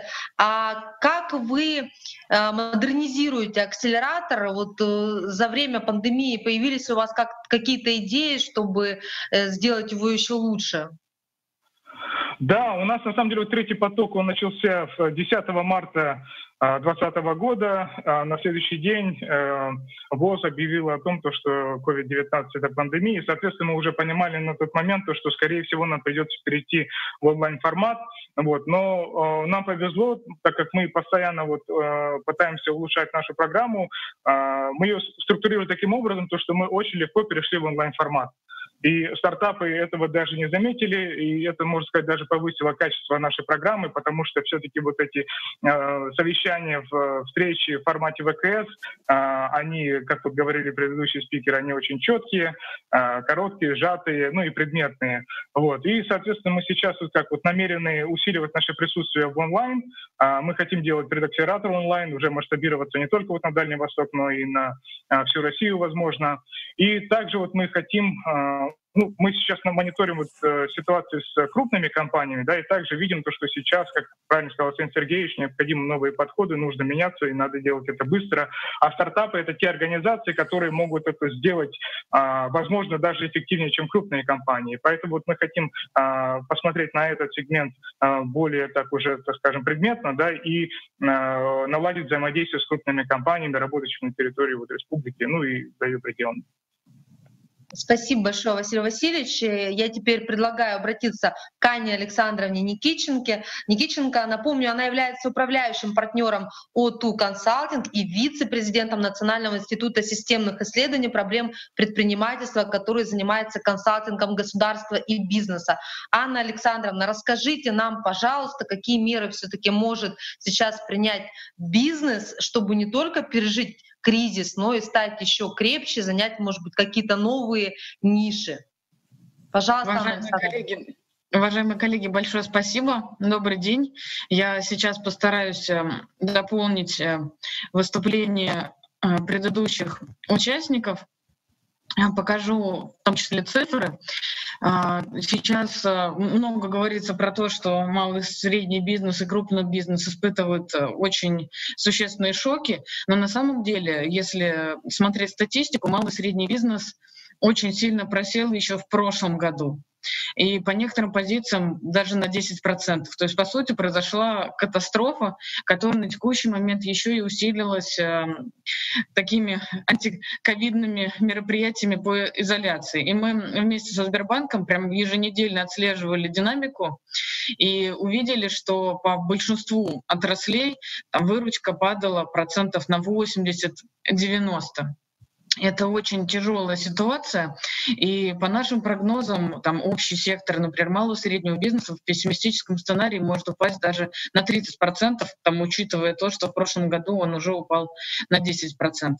Более того, по нашим опросам мы задавали вопрос большому количеству предприятий, какой сценарий на текущий момент оно для себя выбрало. Мы умираем, мы стараемся минимизировать потери, сокращаем персонал. Вот даже крупная компания «Алроса» тоже пошли по похожему пути. Либо все-таки мы активно перестраиваем бизнес-процессы, занимаемся цифровизацией, или вообще выходим на принципиально новые рынки, создаем принципиально новое качество для наших конечных потребителей. И 80% компаний выбирают первые два варианта, к сожалению. При этом даже тот, скажем так, кризис, который есть на текущий момент, он на самом деле не супер фундаментален, а намного более сильными факторами, намного более долгосрочными с точки зрения своего влияния являются скорее факторы, связанные с появлением и развитием сквозных цифровых технологий, изменением динамики, структуры и характера спроса. Об этом говорили и губернаторы, которые выступали в самом начале, и Александр Узан. То есть сейчас происходит и массовая кастомизация продуктов, изменяется география спроса, в том числе изменяются логистические моменты. И мы сейчас от таких крупных вертикально интегрированных компаний переходим как раз к компаниям, которые организованы по принципу сетевому, по принципу развития платформ, экосистем. И в этой связи появляется очень интересный тренд, когда размер больше не имеет значения. То есть мы в Якутии, на Камчатке, на Сахалине можем сделать инжиниринг высокотехнологичного продукта, его продумать до деталей, сделать его цифровой двойник, а произвести на, например, там, 3D-принтеров в тех странах, которые максимально близки к рынку сбыта. И эти бизнес-модели сейчас начинают активно появляться, и мы это уже видим. Мы видим, что даже крупные компании сейчас скорее боятся малые и средние компании, потому что они продумают какую-то новую бизнес-модель, основанную на цифровых технологиях, или разработают какие-то уникальные продукты, которые могут существенно сократить рынок даже крупных компаний. Более того, в целом внедрять цифровые технологии можно на каждом этапе цепочки создания стоимости продукта. Здесь на слайде мы привели просто ряд примеров, какими решениями каких компаний можно пользоваться. Но, безусловно, внедрять цифровые технологии можно не только вдоль цепочек создания стоимости, можно существенно оптимизировать и процессы управления, и обеспечивающие процессы, и можно даже создавать цифровой двойник всего предприятия. И сейчас, если вообще создавать компанию, то, может быть, имеет смысл сразу же создавать ее в онлайн-режиме, в формате цифрового двойника. Это и цифровые университеты, и цифровые клиники. И именно этот тип предприятий сейчас однозначно очень актуален для предприятий Дальнего Востока. Но если говорить про то, что многие пока еще процесс цифровизации недооценивает, считает, что это некоторый фейк или хайп, то коронавирус в целом очень помог развенчать этот миф, и все очень активно вдруг начали новые технологии использовать. Но мы провели анализ по всем крупнейшим компаниям мира, выделили в них, в их стратегиях отдельные KPI, связанные только с цифровизацией, и увидели, что многие компании действительно существенно увеличили поток клиентов за счет внедрения цифровых решений или существенно уменьшили свои издержки. При этом, если отходить от лоскутной цифровизации и говорить про то, что происходит процесс у многих предприятий уже трансформации, создаются абсолютно принципиально новые услуги, то здесь хотела бы привести пример немцев, которые буквально за 2 года, используя цифровые технологии, разработали электромобиль абсолютно дешевый, который может быть доступен очень широким слоям населения. Также очень важно понимать, что... Если позволите, резюмируйте, пожалуйста, в 2 словах, у нас тоже вышло уже время. Хорошо. Также я хотела бы сказать, что в целом успех любого предприятия заключается в том, что насколько он вовлечен сейчас в цепочке создания стоимости в рамках экосистем как государственных, так и негосударственных. И есть огромное количество мер поддержки и маркетплейсов, которым любое предприятие может очень активно пользоваться, и очень много разных мер поддержки. И если нужно, я отдельно пришлю и перечень маркетплейсов, и перечень мер поддержки уникальных для других регионов, в том числе для Якутии они будут уникальны, мы специально собрали такие данные. И если можно это будет сделать даже на площадке Ленского клуба с точки зрения сбора лучших нормативных практик, то наша компания однозначно поддержала бы эту идею.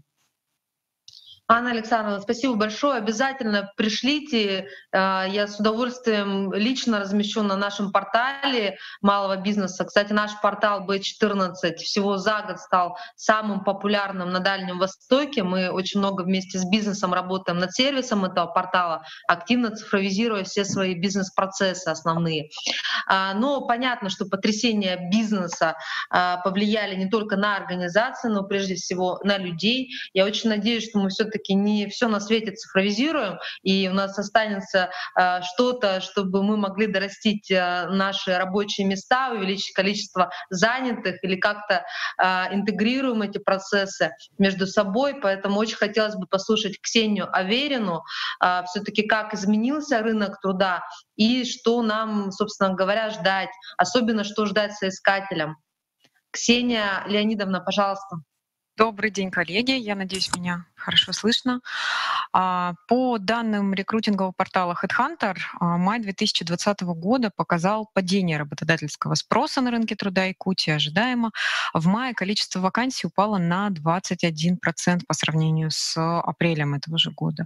А если сравнивать количество публикуемых вакансий с аналогичным маем 2019 года, то тут мы тоже видим падение. Оно составило также 20%. При этом в июне, вот сейчас, в данный момент, мы наблюдаем рост количества вакансий постепенный по всему Дальнему Востоку и в Якутии в частности. Это позволяет сделать позитивный прогноз на дальнейший рост числа вакансий и постепенный поэтапный выход на докризисный уровень работодательской активности. Если говорить про соискательскую активность, то тут мы тоже, к сожалению, регистрируем снижение в мае. Также жители Якутии публиковали и обновляли свои резюме в мае аж на 14% меньше, чем в апреле.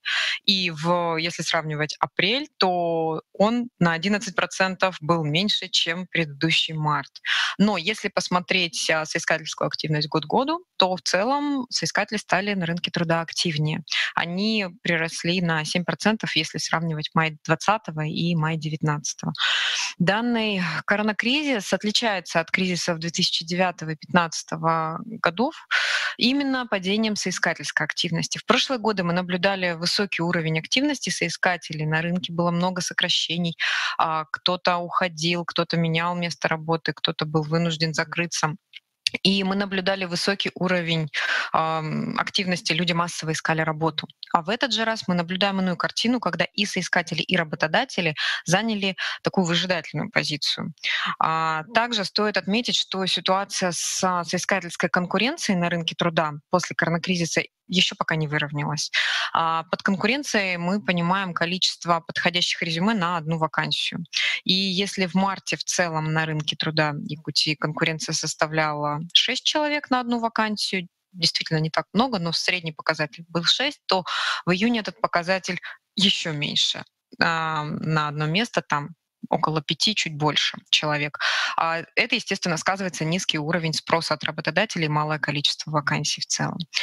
При этом стоит отметить, что самой высококонкурентной профобластью в Якутии является профобласть начала карьеры, где размещают свои резюме соискатели без опыта или с минимальным опытом работы до 1 года. И здесь ситуация отличается от картины в целом по рынку Якутии. Тут на одну вакансию приходится порядка 14 резюме, и этот показатель сохраняется даже в текущие кризисные периоды. Поэтому молодые специалисты очень активны в данный период времени. Если говорить про актуальные сферы и наиболее оплачиваемые, то в настоящий момент, по данным нашего портала ichange.ru, самыми востребованными профобластями в регионе являются традиционные сферы добычи сырья, это 20% от всех вакансий, профобласть продажи, это 19% от всех вакансий. Здесь пока никаких особых всплесков не было. Кроме этого, в мае мы видим высокий спрос на специалистов в области медицины и фармацевтики.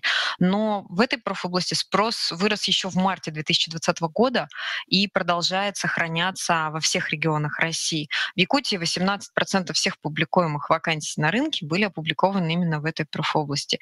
И судя по текущим тенденциям, спрос здесь будет какое-то время еще сохраняться. Также активно прирастают вакансии в профобласти производства, строительство и недвижимость. Мы видим рост. И на 13% аж вырос спрос на синеворотничковые позиции, это рабочий персонал. Что примечательно, постепенное снижение карантинных мер положительно повлияло на спрос в одной из наиболее пострадавших в марте и апреле профессиональных областей. Это спортивные клубы, фитнес и салоны красоты. Тут практически ничего не было вот в период марта-апреля. Сейчас появились хоть какие-то вакансии. Конечно, их пока немного, но динамика положительная. Если коснуться профобластей с самыми высокими заработными платами, то в Якутии такими высокодоходными являются добывающая отрасль, производство, транспорт. В этих областях чаще всего предлагают заработные платы от 100 тысяч рублей и выше. Зарплаты от 80 тысяч рублей предлагают в сферах строительства, рабочему персоналу по узким направлениям. И от 50 тысяч регистрируем в вакансиях из профобластей продажи и медицины, фармацевтика. При этом на портале ichange.ru средняя предлагаемая заработная плата в регионе составляет 61 427 рублей, а средняя ожидаемая заработная плата от соискателей, ожидания соискателей, колеблется на отметке чуть выше, 61 912 рублей. Такое расхождение предложения и ожидания являются нормальными и не критичными. Так как это средние цифры по всем уровням вакансий, то заработные платы в отдельных профобластях могут отличаться. Ну и тут, конечно, важно помнить, что размер предлагаемой заработной платы напрямую зависит от требуемых от специалиста навыков, уровня ответственности, требуемых компетенций. Хотелось бы в конце немножко коснуться будущего. Мы с вами все говорим про будущие тренды. Есть несколько очевидных трендов рынка, и коллеги уже их проговаривали, и в HR они действительно точно такие же. Текущая ситуация и развивающиеся технологии дают достаточно прозрачные намеки на эти тренды. Будет расти спрос на IT-специалистов. От разработчиков и программистов до специалистов в области кибербезопасности и электронной коммерции. Уже сейчас в них есть серьезный дефицит по всему миру. Сохранится также и увеличится после вынужденной паузы спрос на специалистов в области продаж, в том числе и на удаленную работу, электронная коммерция. Ну и, конечно же, будет расти спрос на рабочий персонал, никуда не денешься. Кроме этого, во все времена велик спрос на узкоспециализированных и высококвалифицированных профессионалов, поэтому у нашего рынка есть будущее, и у офлайн, и у онлайн рынка есть будущее, и мы смотрим в будущее с позитивом, надеждой на то, что быстрее, как можно быстрее закончится ситуация с коронавирусом, и мы постепенно будем вставать уже на новые рельсы. Спасибо большое, Ксения Леонидовна. Вот на такой замечательной, на самом деле, ноте мы завершаем работу нашей секции. Мы, к сожалению, не успеваем перейти к вопросам, но мы обязательно все поступившие вопросы передадим нашим спикерам. Еще раз благодарю наших спикеров, наших участников за работу на секции «Экономика и бизнес». Все предложения, идеи мы обязательно аккумулируем и будем претворять их в жизнь. Всем желаю здоровья крепкого и успехов. Я уверена, что этот кризис мы пройдем и будем еще сильнее. Спасибо большое. Всего доброго. Коллеги, всем спасибо. Спасибо.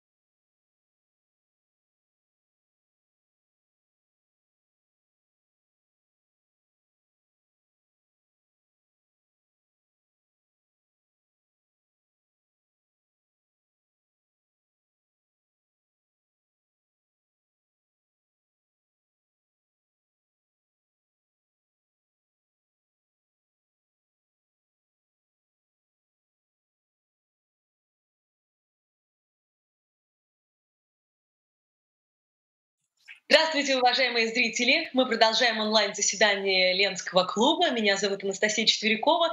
Я культуролог, преподаватель МГПУ, лектор проекта «Прямая речь». И сейчас мы приступаем к работе в последней секции клуба под названием «Общество и человеческий капитал». Пандемия коронавируса испытала всех нас на прочность, и государство, и общество в целом, да и каждого из нас, что уж там говорить. И с колоссальной нагрузкой столкнулась вся социальная сфера, сфера культуры. Резко возросла роль общественных объединений. Появился запрос на совершенно новые технологии, которых до этого времени просто необходимо было использовать, не нужно было использовать. Особое значение приобрело качество информирования населения. Единственной возможностью для саморазвития и развлечения стали, как мы знаем, онлайн-ресурсы. Так вот, как сохранить лучшее из того, чему нас научила пандемия, а какие направления нужно, может быть, даже усилить, мы постараемся дать ответы на эти вопросы с нашими экспертами, и давайте я вам их представлю.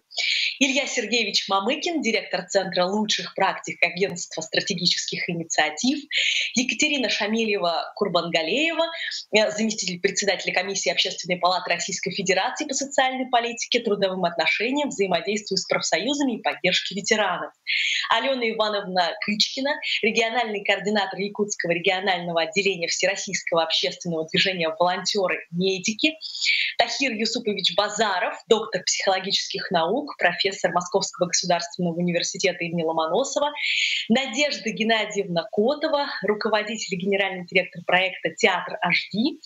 И в нашем распоряжении есть примерно час. Мы постараемся уложиться в него. На выступление каждому спикеру дается 5-7 минут.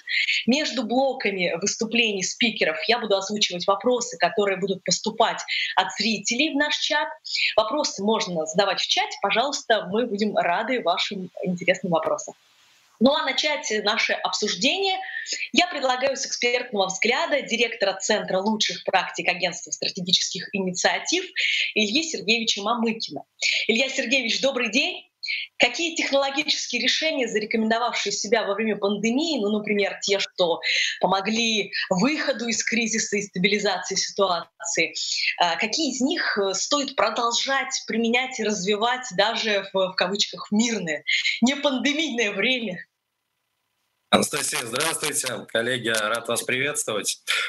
Безусловно, то, с чем мы столкнулись в начале этого года, это совершенно новый формат взаимодействия.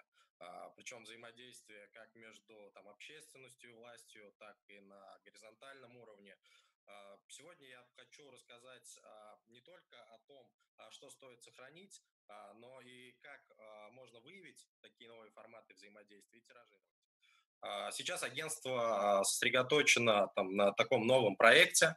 Это цифровая платформа Смартека. Подскажите, есть презентация, чтобы я видел? Ага, все супер. Цифровая платформа Смартека. Хочу сказать, что эту платформу мы как раз запустили в этом году. Платформа полностью ориентирована на онлайн-формат работы.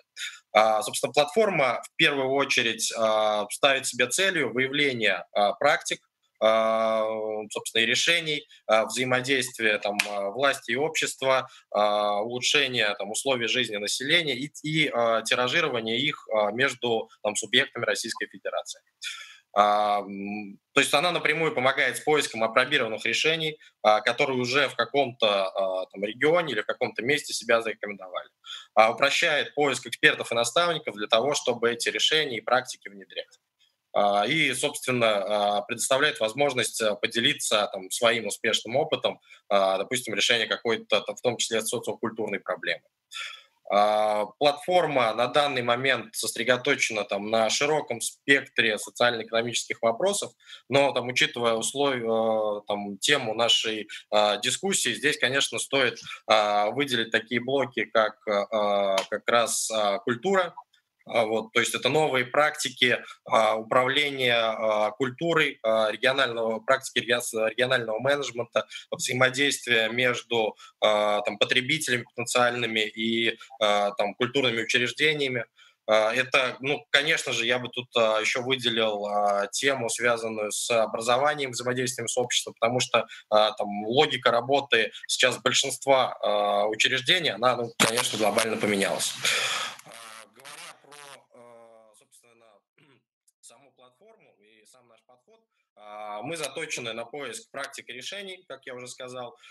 Практики, в нашем понимании, это там реализованные реализованные какие-то решения социально-экономических проблем, имеющие измеримый результат и потенциал к тиражированию. Вот. И помимо этого мы еще также сейчас вот в новом формате нового времени ориентируемся на какие-то новые решения, когда там допустим, конкретный регион нашел точки, как можно, допустим, организовать работу культурных учреждений в новом формате, и мы стараемся там этот опыт тиражировать в масштабе страны. Может быть, там приведу несколько примеров там, конкретных историй, практик, которые сейчас там, есть в регионах. Допустим, есть в Ханты-Мансийском автономном округе такой интернет-конференция на постоянно действующей основе, как там, губернатор онлайн. По факту это онлайн-формат взаимодействия власти с жителями. Эта система в том числе там, применяется и в Челябинской области. Похвачен достаточно большое количество жителей и помогает, собственно, решать насущные проблемы в таком новом интерактивном формате. Собственно, хочу выделить именно там сектор образования, потому что, на мой взгляд, платформы и цифровых решений, которые в новое время смогли как-то перестроиться к формату, как раз в образовании, ну, достаточно много качественных решений. Одна из платформ, допустим, это практика на смарт-теке, платформа Учи.ру, которая там занимается организацией образовательного процесса в, там, безусловно, онлайн-формате. Вот. Подобные истории мы находим, выявляем, упаковываем и, собственно, тиражируем. Хочу сказать, что там в данный момент платформа как раз заточена, мы уже набрали там достаточно широкий базис практик, вот, конкретно в том числе и по социокультурному направлению. Сейчас мы заняты именно отработкой непосредственно там, регионов, доноров, наставников, так, чтобы эти процессы тиражирования запустить. Собственно, это основные моменты, которые я хотел обозначить. Дальше предлагаю ориентироваться на вопросы уже конкретные с вашей стороны. Мы будем ждать вопросов от наших зрителей. Спасибо вам большое, Илья. Это действительно очень полезные сервисы и технологические решения. Здорово, что регионы могут обмениваться опытом с помощью этой платформы. Очень, конечно, здорово. Ну, а мы переходим к следующему блоку. Коллеги в секции «Экономика и бизнес» сегодня уже говорили о проблемах, с которыми столкнулись во время пандемии предприниматели малого бизнеса, крупные компании. Но также от распространения инфекции пострадал и сегмент социально ориентированных организаций, о чем говорится гораздо меньше. С нами на связи заместитель председателя комиссии Общественной палаты Российской Федерации по социальной политике, трудовым отношениям, взаимодействию с профсоюзами и поддержке ветеранов Екатерина Шамильевна Курбангалеева.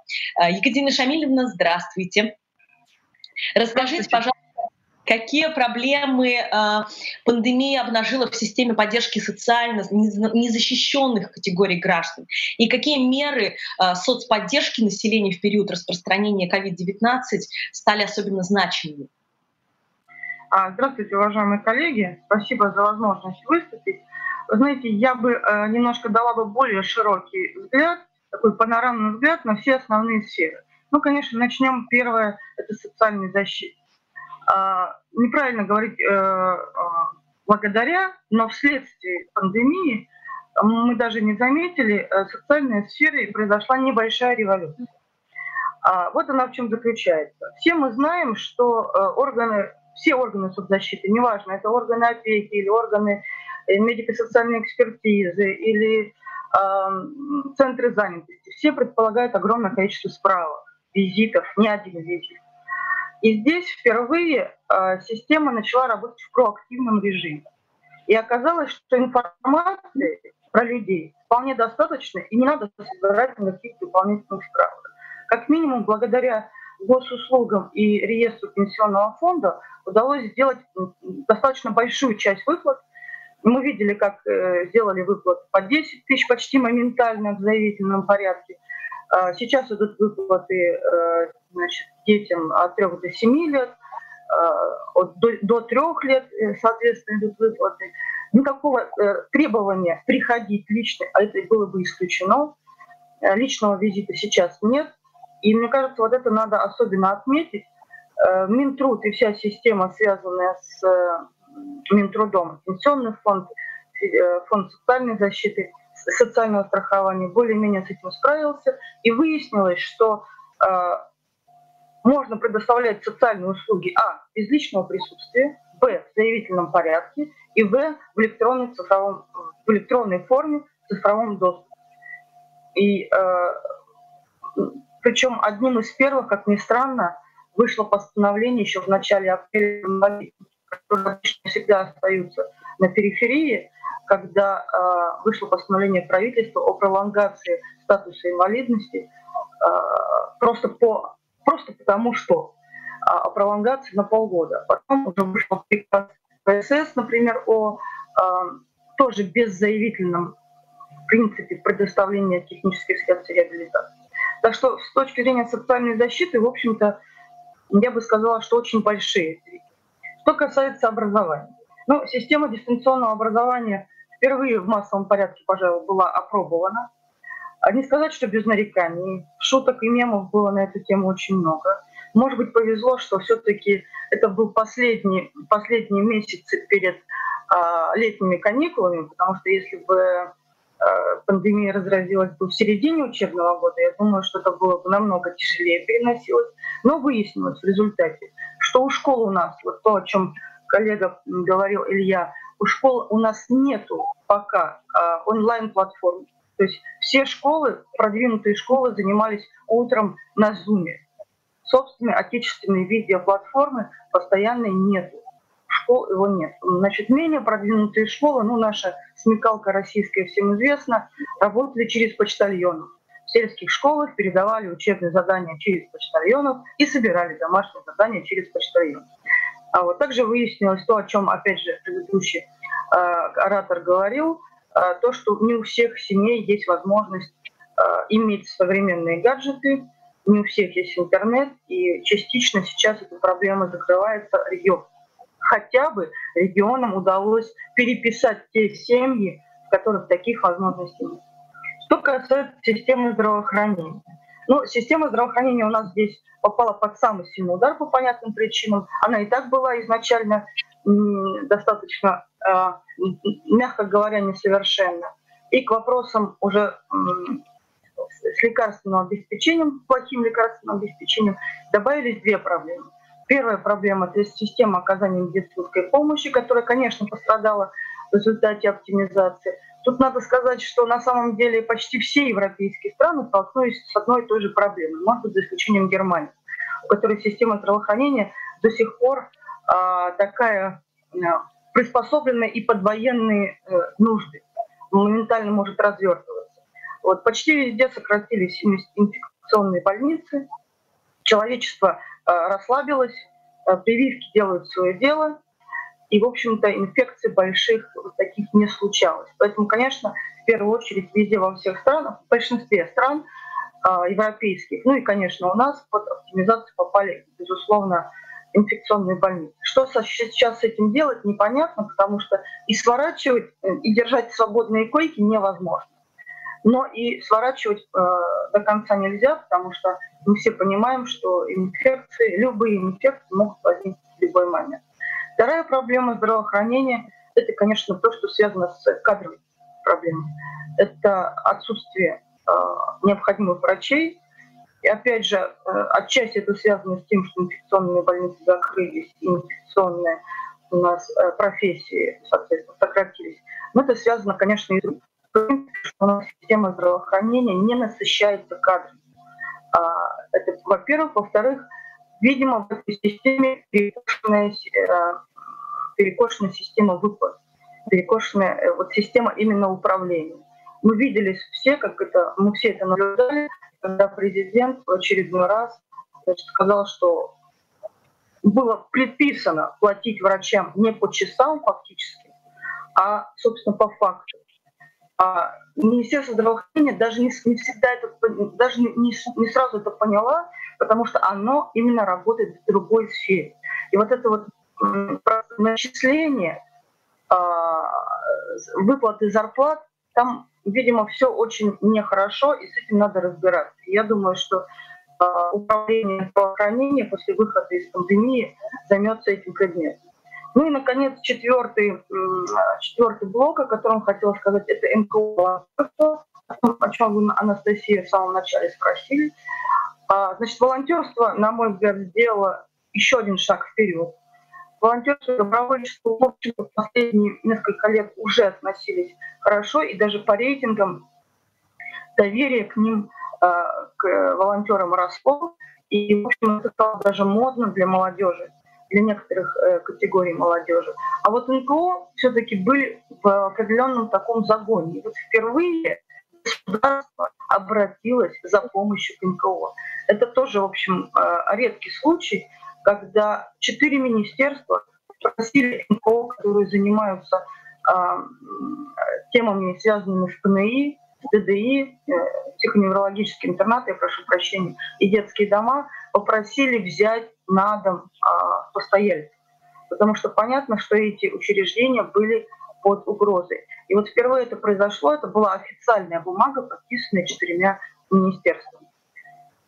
И, наконец, НКО не только заметили, но и НКО впервые, наверное, получили определенные меры поддержки, причем, в общем-то, неплохие меры поддержки.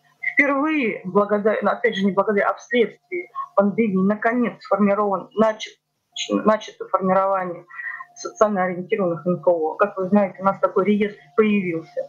Он подписан теперь, он появился на прошлой неделе.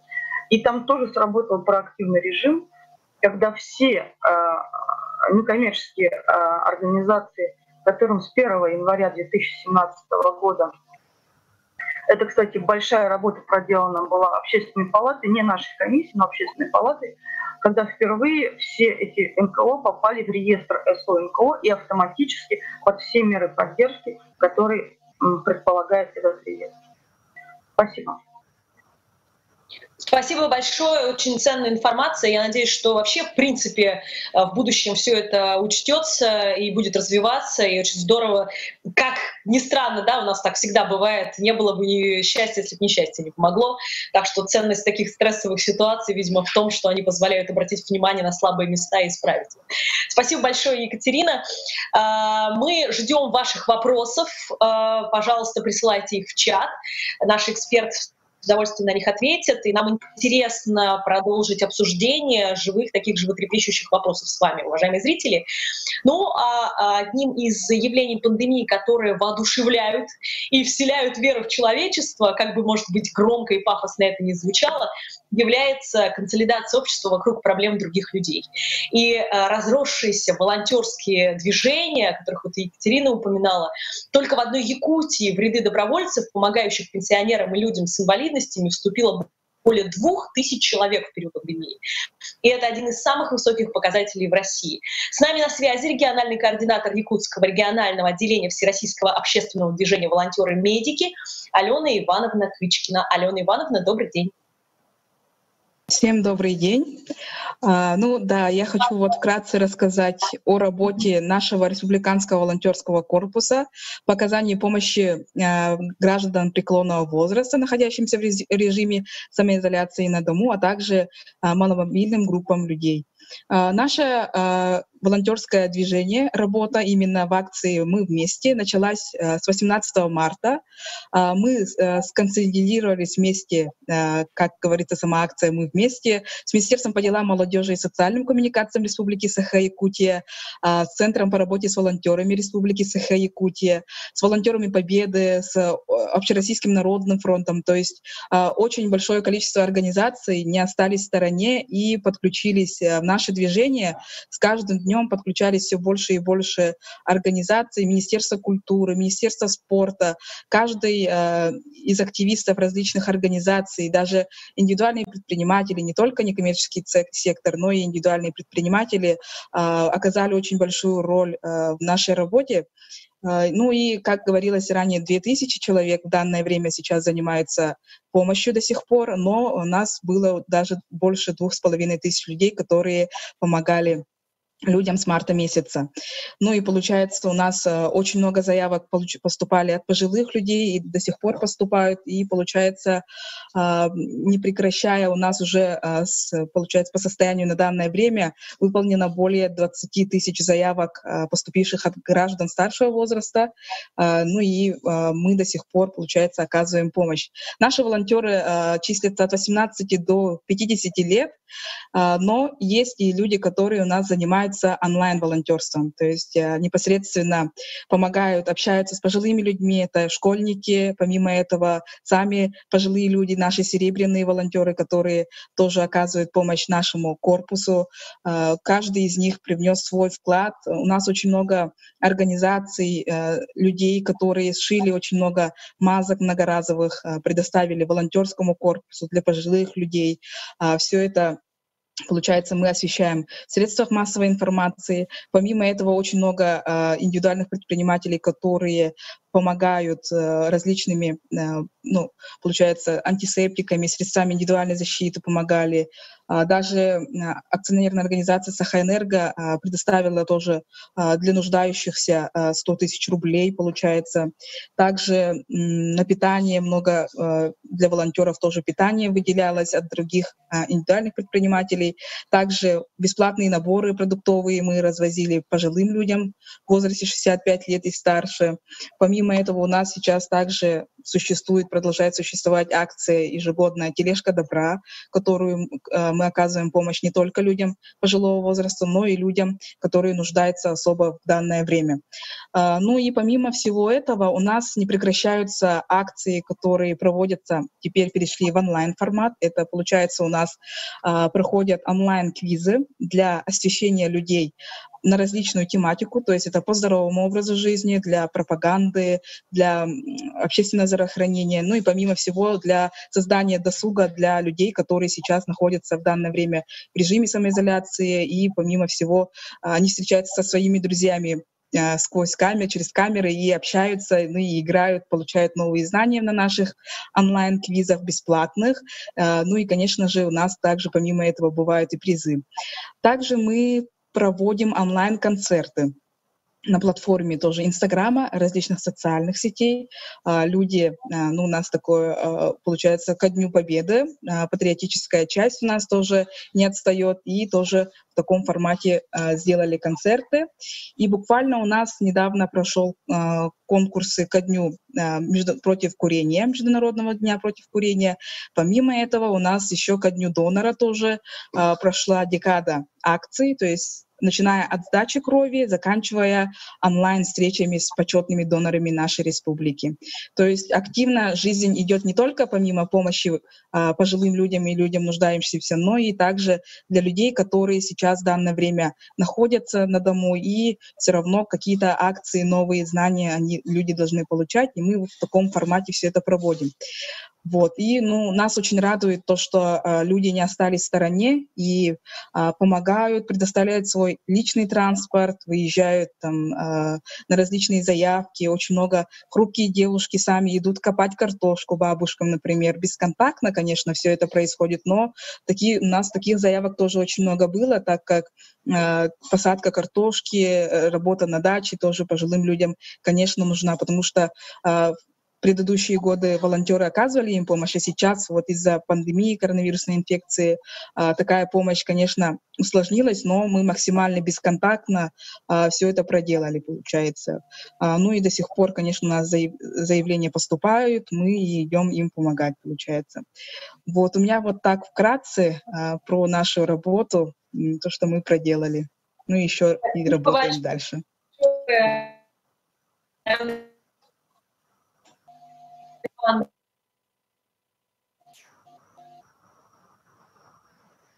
огромное спасибо. Действительно, очень хочется, что в будущем перерастут во что-то большее, если им оказать достаточную поддержку. Поэтому мы вам этого всячески желаем. Спасибо, ждем ваших вопросов, друзья.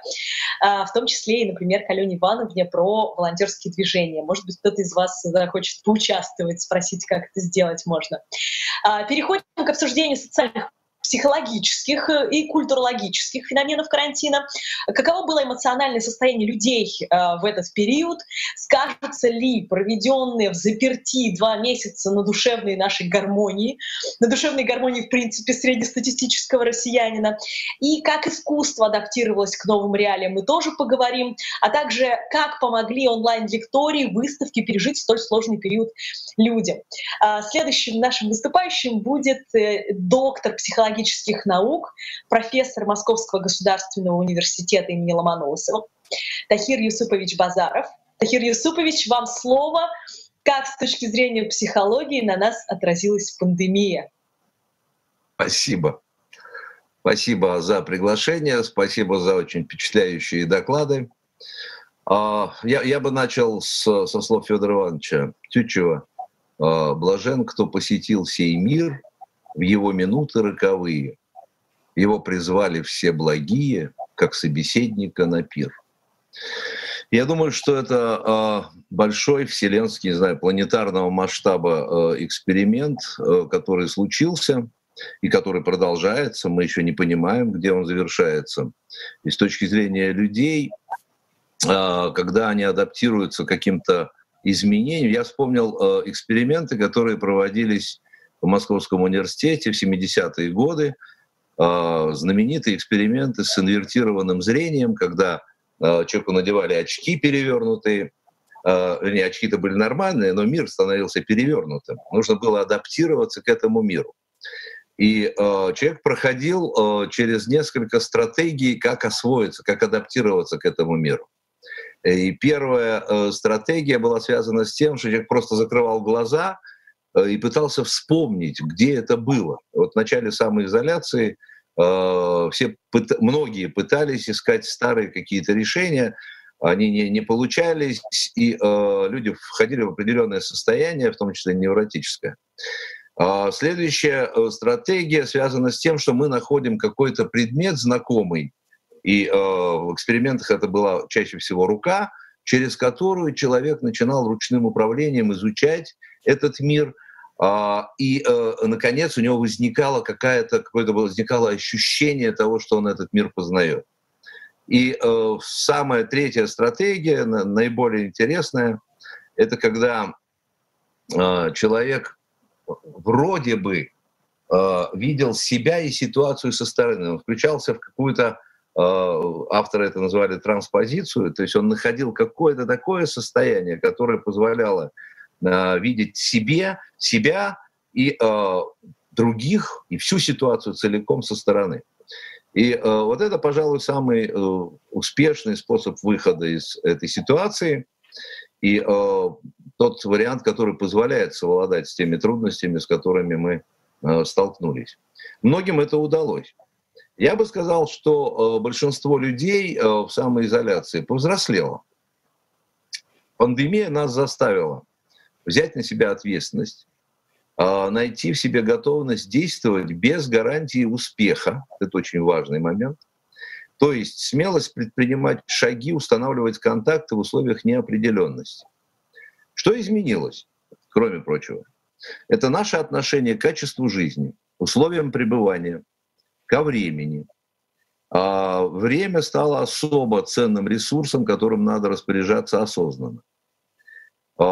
Сначала были сложности с распорядком, потом порядок стал выстраиваться, люди нашли новый темпоритм, который на самом деле еще понадобится к нему вернуться, когда мы будем выходить из этой ситуации уже как бы полномасштабно. И тут я вспомнил наблюдение Бруно Бетельгейма, одного из психологов, который оказался в концлагере, и у него был такой, он описывал сюжет, когда молодой человек отказался от еды в концлагере, а пожилой, обращаясь к нему, сказал: знаете что, молодой человек, я тебе советую в этих условиях делать обязательно 3 вещи. Какие? Спросил молодой человек. Это чистить зубы, делать зарядку и есть все, что дают. Молодой человек удивленно, конечно, переспросил, а почему именно эти 3 вещи? На что пожилой ему ответил. Это те самые 3 вещи, которые никто не заставляет делать. Поэтому совершение действий на основе свободы выбора удерживает личность от распада, который возможен в этих условиях. И мы заметили, что такого типа отношений, особенно взрослые дети, учитель-ученик, появилось больше возможностей именно свободного выбора. Не действия по готовым каким-то рецептам, а действия, предполагающие нахождение выбора и так далее. Второй момент, третий, вернее, момент, мне кажется, что очень изменилась, стала важной тема личной безопасности. Причем сдвиг произошел. Безопасность не как желание закрыться, законсервироваться. Эта безопасность, она совершенно бесполезная оказалась в наших условиях. Мы сегодня говорим о безопасности, о фокусе перехода от безопасности к защищенности. И вот тема защищенности, мне кажется, становится сегодня самой актуальной. Что за этой темой? Во-первых, это осознание происходящего. Если все мы потенциальные переносчики вируса, то это означает, что каждый несет личную ответственность за его распространение. Во-вторых, это коллективная ответственность, а следовательно, взаимный контроль и информирование. Причем такое информирование, которое и контроль, которые согласованы с человеком. Человек это принимает как некий новый образ жизни, новый подход к жизни. И в этом смысле, конечно, мы сталкиваемся с серьезным взрослением людей, с которыми мы сегодня ведем консультационную практику, обучающую, ну и исследовательскую тоже. Когда я слушал сейчас про волонтера, знаете, я вспомнил о том, что в экстремальных ситуациях, что там происходит, что мы замечаем? Во-первых, что людей убивает не голод или жажда, их убивает отчаяние. А психика человека может не выдержать испытания, ожидания. И это то испытание, которое мы сейчас проходим. Мы ждем, когда ситуация разрешится. И мы не знаем, когда она разрешится. Однако никто не может назвать эту конкретную дату, когда можно будет абсолютно безопасно выходить и продолжать жить вот той жизнью, если такое вообще возможно. И в этом смысле мы вступили в эпоху тотальной неопределенности. Как с ней справляться?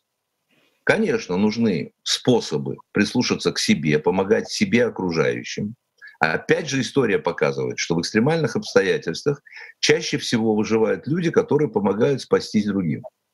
Ценностная установка на заботу о другом помогает взять ситуацию под контроль и начать действовать. Оказывая помощь, человек вынужден, хочет он того или не хочет, он выходит вот в эту самую рефлексивную транспозицию, когда он видит себя и ситуацию целиком. И тогда он ведет себя абсолютно осознанно, целенаправленно и грамотно. И когда я вижу системно и комплексно всю ситуацию, у меня повышаются, конечно, шансы с ней справиться. Человек, сфокусированный только на себе, на своих потребностях и страхах, находится, конечно, в более уязвимой позиции. Ну, сюда же и творчество, и созидательная деятельность, кстати говоря. Видимо, об этом будет разговор позже. Что мы сейчас испытываем? У нас переход, если вот взять классическую схему стресса от канадского физиолога Ганса Селье, то мы сейчас в переходе от мобилизации к истощению. А это означает что? Что люди нуждаются в новых источниках энергии и мотивации. Это наиболее серьезный и сложный момент. Именно в этом моменте проявляется истинное состояние людей и то, насколько они готовы взять на себя ответственность и действовать проактивно по отношению к ситуации. Сегодня термин «проактивность» тоже неоднократно уже звучал. Очевидно, что выходить из изоляции мы должны совместно. И работодатель, и сотрудник в равной степени делят ответственность за то, как это будет происходить. И необходимо учитывать, что люди начнут выходить на работу со шлейфом того, что они пережили за последние месяцы. Я сейчас не буду перечислять, вы прекрасно понимаете, о чем идет речь. Важно, чтобы все мы знали, на какие стрессовые реакции нужно обратить серьезное внимание, как помочь себе и другим. Последствия изоляции могут доходить до посттравматических стрессовых расстройств. И в ряде случаев человеку может требоваться профессиональная психологическая помощь. И я бы завершил свое короткое выступление, опять же, Федором Ивановичем Тютчевым. Нам не дано предугадать, как слово наше отзовется. И нам сочувствие дается, как нам дается благодать. Так вот, сочувствие — это не сопереживание. Сочувствие — это создание условий для того, чтобы человеку удалось справиться в этой ситуации. И всем нам удалось справиться, создав соответствующие условия и среду выхода из этого, проживания ее пока и выхода из нее. Спасибо большое за внимание. Благодарим вас, Тахир Юсупович, за новый взгляд на ситуацию и за ваши профессиональные рекомендации, очень важные. Ну а сейчас мы переходим к последней нашей теме. Вопросы зададим тогда чуть позже, у нас уже они есть. Последняя наша тема из нашей секции — это будет разговор об искусстве, о самообразовании онлайн, как способе пережить пандемию. Ну, я начну со своего собственного опыта, а далее передам слово Надежде Геннадьевне Котовой, которая расскажет свой интереснейший опыт. Я просто вкратце хочу сделать обзор того, что происходило, как искусство и образование онлайн в мире вообще развивалось. То есть вот по, например, опыту нашего института, в котором я преподаю, у нас очень быстро произошел переход на дистанционное образование, просто мгновенно.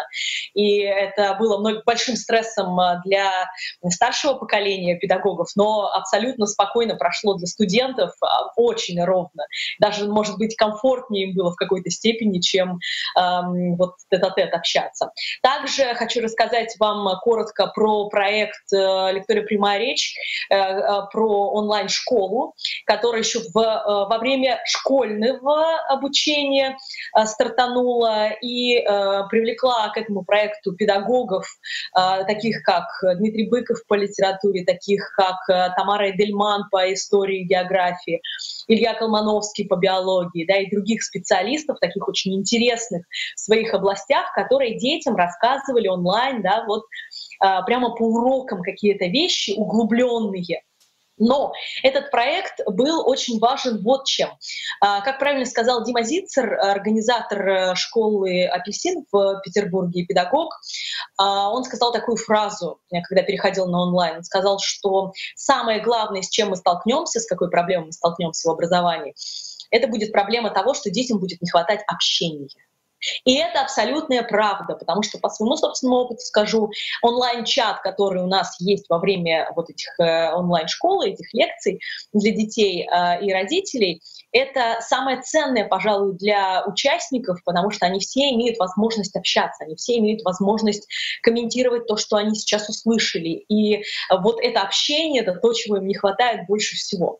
Ну а что касается не только образовательных технологий, но и что касается культурных технологий, то по всему миру все музеи, даже которые не планировали переходить в онлайн в принципе, они сделали это. И это произошел, может быть, такой немножко преувеличенный переход, быстрый, но вместе с тем он произошел. Вот недавно абсолютно слушала интервью Надежды Поленовой, это сейчас, Натальи Поленовой, простите, это руководитель музея Поленова, правнучка как раз великого писателя, и она сказала, вот мы так давно мечтали выйти на онлайн. Вот спасибо пандемии за то, что она нас наконец подтолкнула к этому. И у них был интереснейший абсолютно проект. Это музей-усадьба, очень милый, прекрасный, недалеко от Москвы.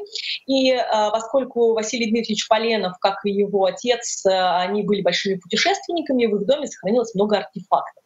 И вот представьте себе, они вели репортажи в Инстаграм из Поленовского музея, из Поленовского дома, но это было путешествие по всему миру. То есть они брали артефакт, а дальше рассказывали именно про путешествия в Египет, про путешествия в Палестину и так далее.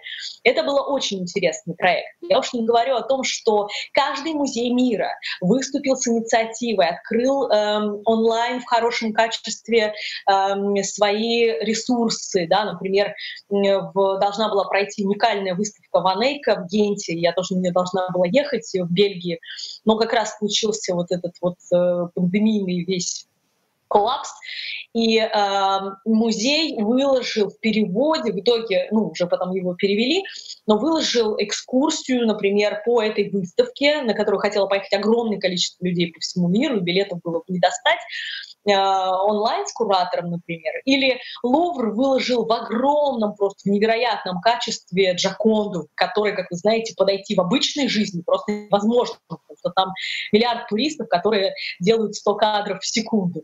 И сейчас можно рассмотреть все детали, все загадки, которые Леонардо да Винчи зашил там в глазах Джоконды и так далее. Все эти вот мельчайшие детальки, можно все увидеть. Помимо всего прочего, огромное количество концертных залов и театральных площадок начали выкладывать за небольшой донат, достаточно небольшой, свой огромный архив. И, кстати, и «Прямая речь» тоже выкладывала весь архив лекций бесплатно в начале пандемии просто для всех, чтобы люди просто вот выходили из психологического состояния, да, именно таким образом. Это было очень здорово.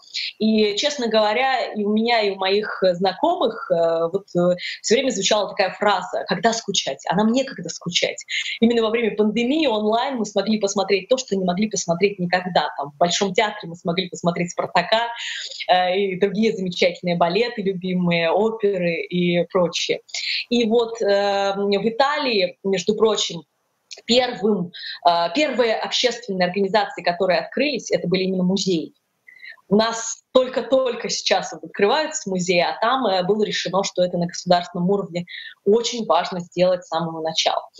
Ну и лично для меня выходом из стресса пандемии стала потрясающая платформа Театр HD и их проект Театр HD Play, который позволил бесплатно, но и за небольшие донаты, которые добровольно абсолютно можно было давать этому театру, перенестись в театр «Глобус» в Лондоне, перенестись в Метрополитен-оперу в Нью-Йорке, перенестись, вообще посмотреть просто невероятные премьеры по всему миру. «Франкенштейн», который там с Камбербэтчем был, просто гремел на весь мир, да, вот мы посмотрели именно в пандемию. И это все было благодаря тому, что Театр HD, потрясающий проект, очень интересный, сейчас о нем подробнее расскажет его руководитель, вот открыл такую вот возможность.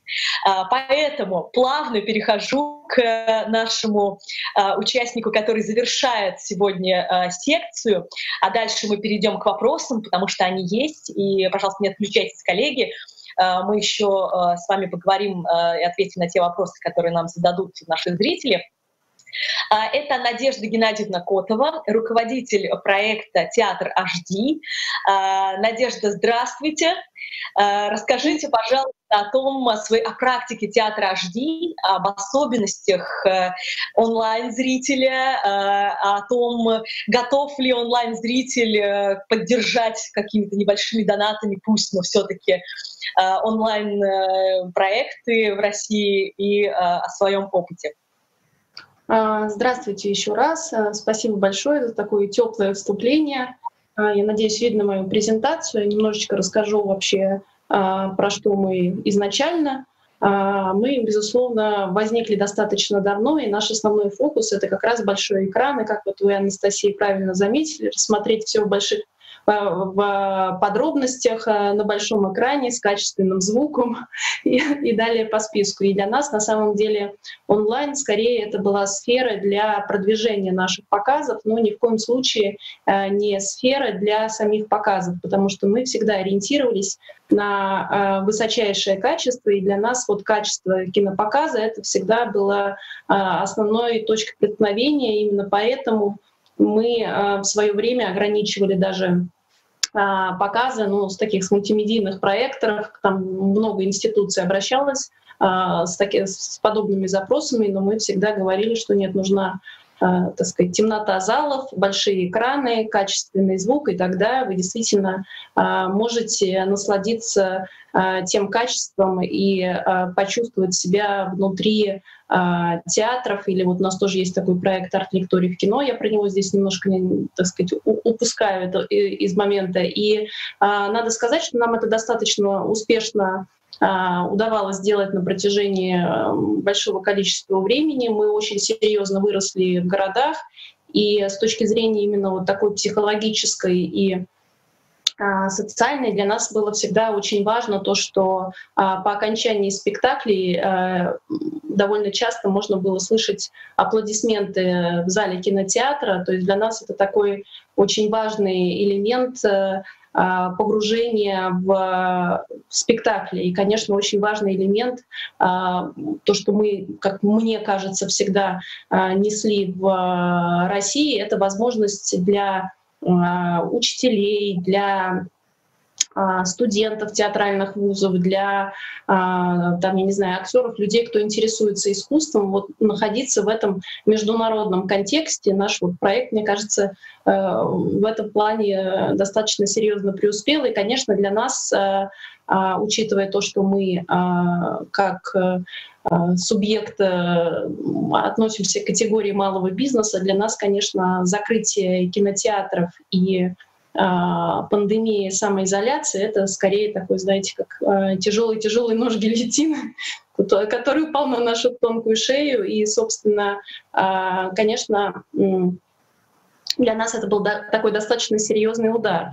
Но, учитывая наши связи и тот факт, что мы, в общем, находимся в очень хороших отношениях с нашими партнерами, с театрами, с которыми мы общаемся, нам удалось очень быстро сориентироваться, и Театр HD очень быстро запустил новую рубрику «Театр HD Play», где мы, договорившись с нашими партнерами, с театрами, спектакли которых мы транслируем и показываем в кинотеатрах обычно, мы запустили рубрику «Театр HD Play», и надо сказать, что, конечно, наши охваты с точки зрения зрителей, они увеличились в разы. Отзывы, которые мы начали получать от зрителей, это просто, я даже не знаю, как сыр в масле мы в них катались. Нас это, безусловно, очень серьезно поддерживало и морально, и, так сказать, дух коллектива, потому что мы очень быстро, конечно, все разъехались по домам. И что самое интересное, то, что мы заметили в этот период, что люди стали гораздо охотнее нами делиться. Да, потому что раньше иногда возникало такое ощущение, что такая, знаете, немножко элитарность клубов, да, то есть у нас в разных городах возникали такие как бы клубы по интересам, любители театра HD, люди специально договаривались вместе, приходили в кинотеатр, смотрели спектакли, обсуждали, у нас есть какие-то такие мелкие комьюнити, а сейчас желание нами поделиться, оно просто выросло в разы. И это очень серьезно отразилось и на посещаемости нашего сайта, и как факт, конечно, на количестве просмотров. Тут очень важно подчеркнуть, что все, что мы показываем на языке оригинала с русскими субтитрами. И для нас, конечно, таким серьезным вызовом тоже было, что одновременно с тем, как театры открыли свои архивы и договорились о правомерности таких показов онлайн, конечно, все театры сразу попросили донейшн и помощи. И надо сказать, что театрам во всем мире это, ну, как бы с разным, конечно, успехом, но театры, с которыми мы работаем, им удавалось достаточно серьезные средства привлечь от зрителей онлайн. Люди с удовольствием поддерживали, люди благодарили.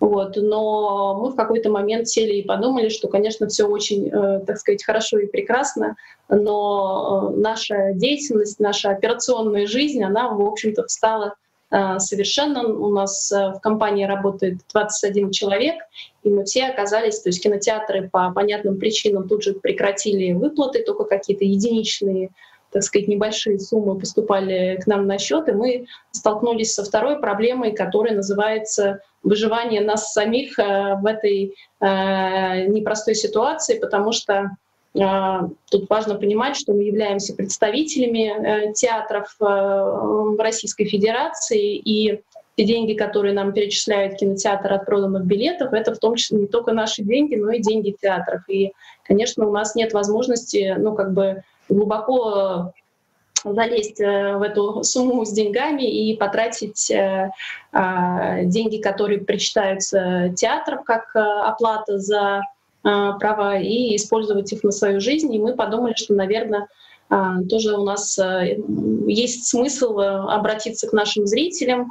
И мы тогда открыли такой раздел на нашем сайте «Поддержать театр HD». Мы специально его вынесли на отдельную страницу, чтобы у людей не возникало обманчивого впечатления, что они поддерживают театры. Это как раз именно было направлено на то, чтобы поддержать нас. И что приятно, люди начали, переводить нам деньги. К сожалению, к вопросу о проблемах, с которыми мы столкнулись, конечно,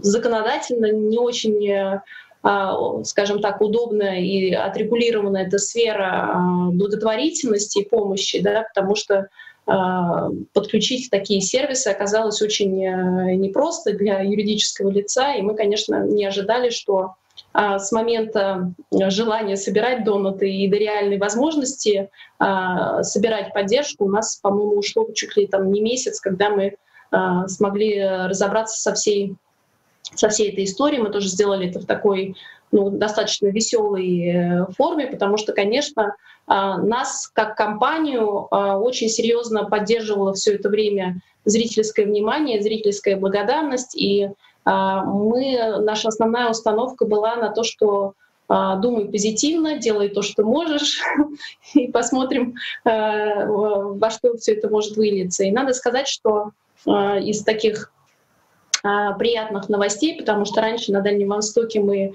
постоянно работали во Владивостоке, Хабаровске, Петропавловске, Камчатском и Мирном.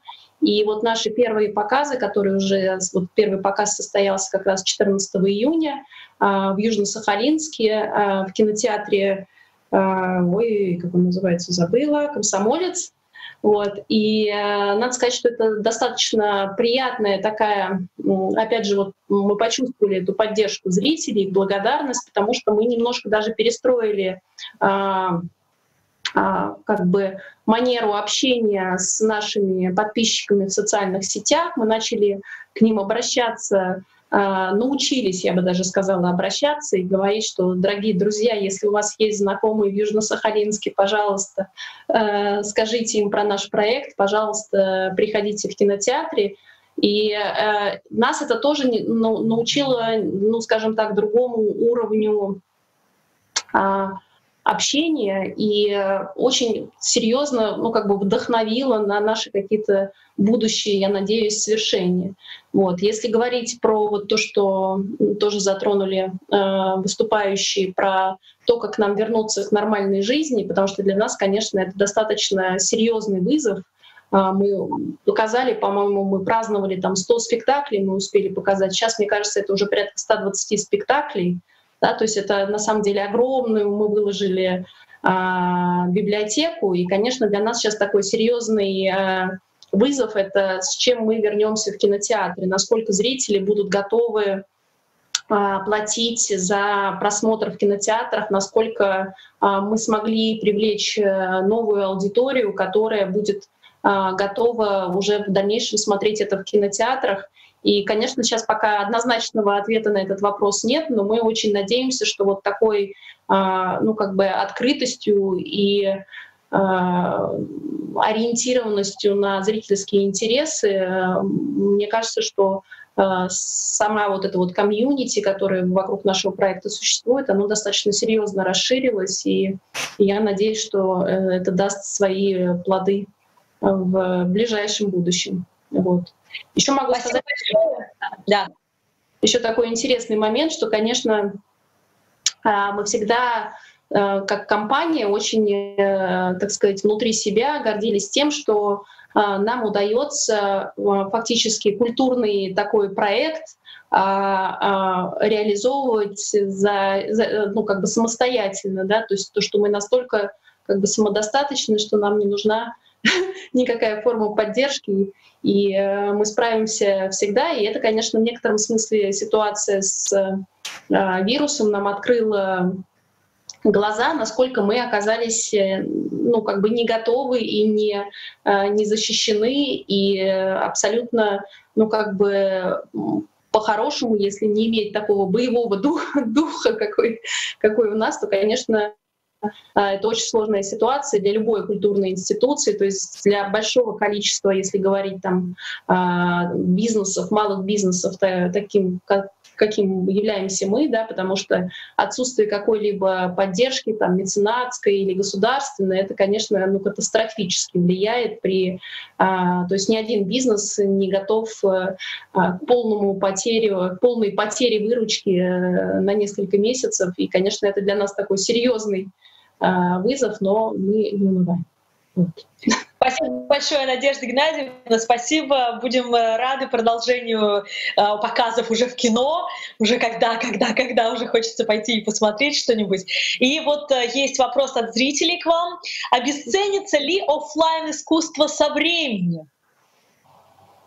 Я, честно говоря, конечно, не склонна вообще трагедизировать, потому что, конечно, история с количеством просмотров, история с желанием людей смотреть, она доказывает как раз абсолютно обратное, что искусство в тяжелых ситуациях — это как раз тот момент, который позволяет вам, ну, как бы переносить и абстрагироваться от каких-то проблем, с которыми вы сталкиваетесь в вашей обыденной жизни. То есть оно дает возможность вам мечтать, фантазировать, смотреть на примеры, как можно выходить из сложных ситуаций. Поэтому, мне кажется, в этом плане, конечно, никакой угрозы офлайну нет совсем. Другой вопрос, что, конечно, ну, наши компании и театры, безусловно, все понимают, что для зрителей это достаточно тяжелое, ну, как бы и для зрителей, и для самих актеров, это, ну, как бы они находятся в той же самой лодке, да, то есть все это про социальное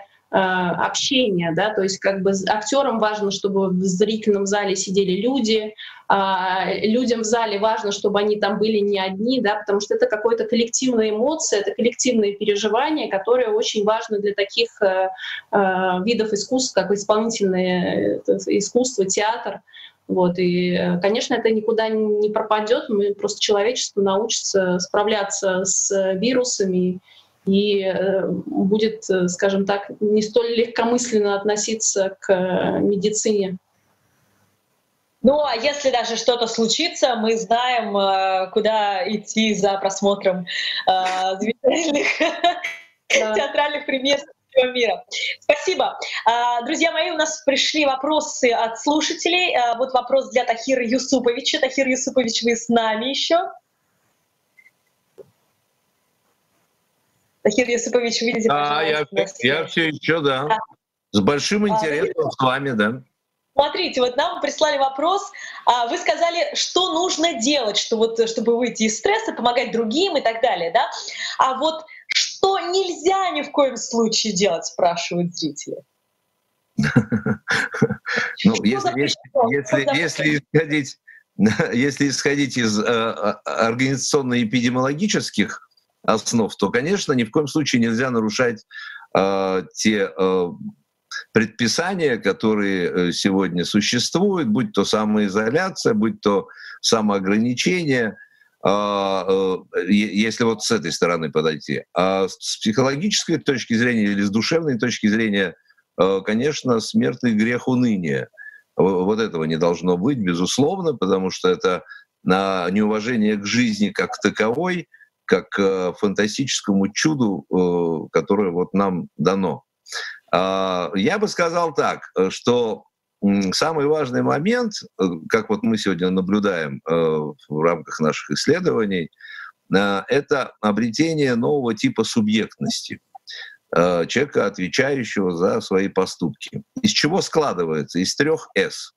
Вот обязательно это человек самоопределенный, он точно знает, кто он, что он делает, какие у него цели, какое у него окружение. Это 1 «С». 2 «С» — самоорганизация. фантастически мы сегодня видим, в том числе на студентах, как и семьях, и, кстати, семьях, как выстраивается вот эта система самоорганизации, когда все вместе, в том числе и доверяя друг другу, контролируют друг друга и информируют друг друга. Удивительная история. И, наконец, третье «С» — это синхронизация. Надо быть в синхронии с другими людьми, с культурой, с человечеством, с происходящим. То есть не выпадать из ткани жизни, которая происходит. Она происходит не только в наших квартирах, домах, учреждениях, она происходит по всей планете. И вот в этом смысле ни в коем случае нельзя давать возможности себе выпадать из общего потока жизни. Вот так бы я сказал. Очень хорошее правило 3 «С». Мы это запомним обязательно. Спасибо большое. Я благодарю всех участников секции «Общество и человеческий капитал». Завершаю тем самым онлайн заседание Ленского клуба. Жизнь постепенно возвращается в привычное русло. Сегодня мы все вместе сделали важный шаг в этом направлении, ведь чтобы не повторять прошлых ошибок, чтобы стать сильнее, защищеннее, подготовленней, надо анализировать и осмыслять полученный опыт. Спасибо всем, кто был с нами. До свидания. Спасибо. Спасибо.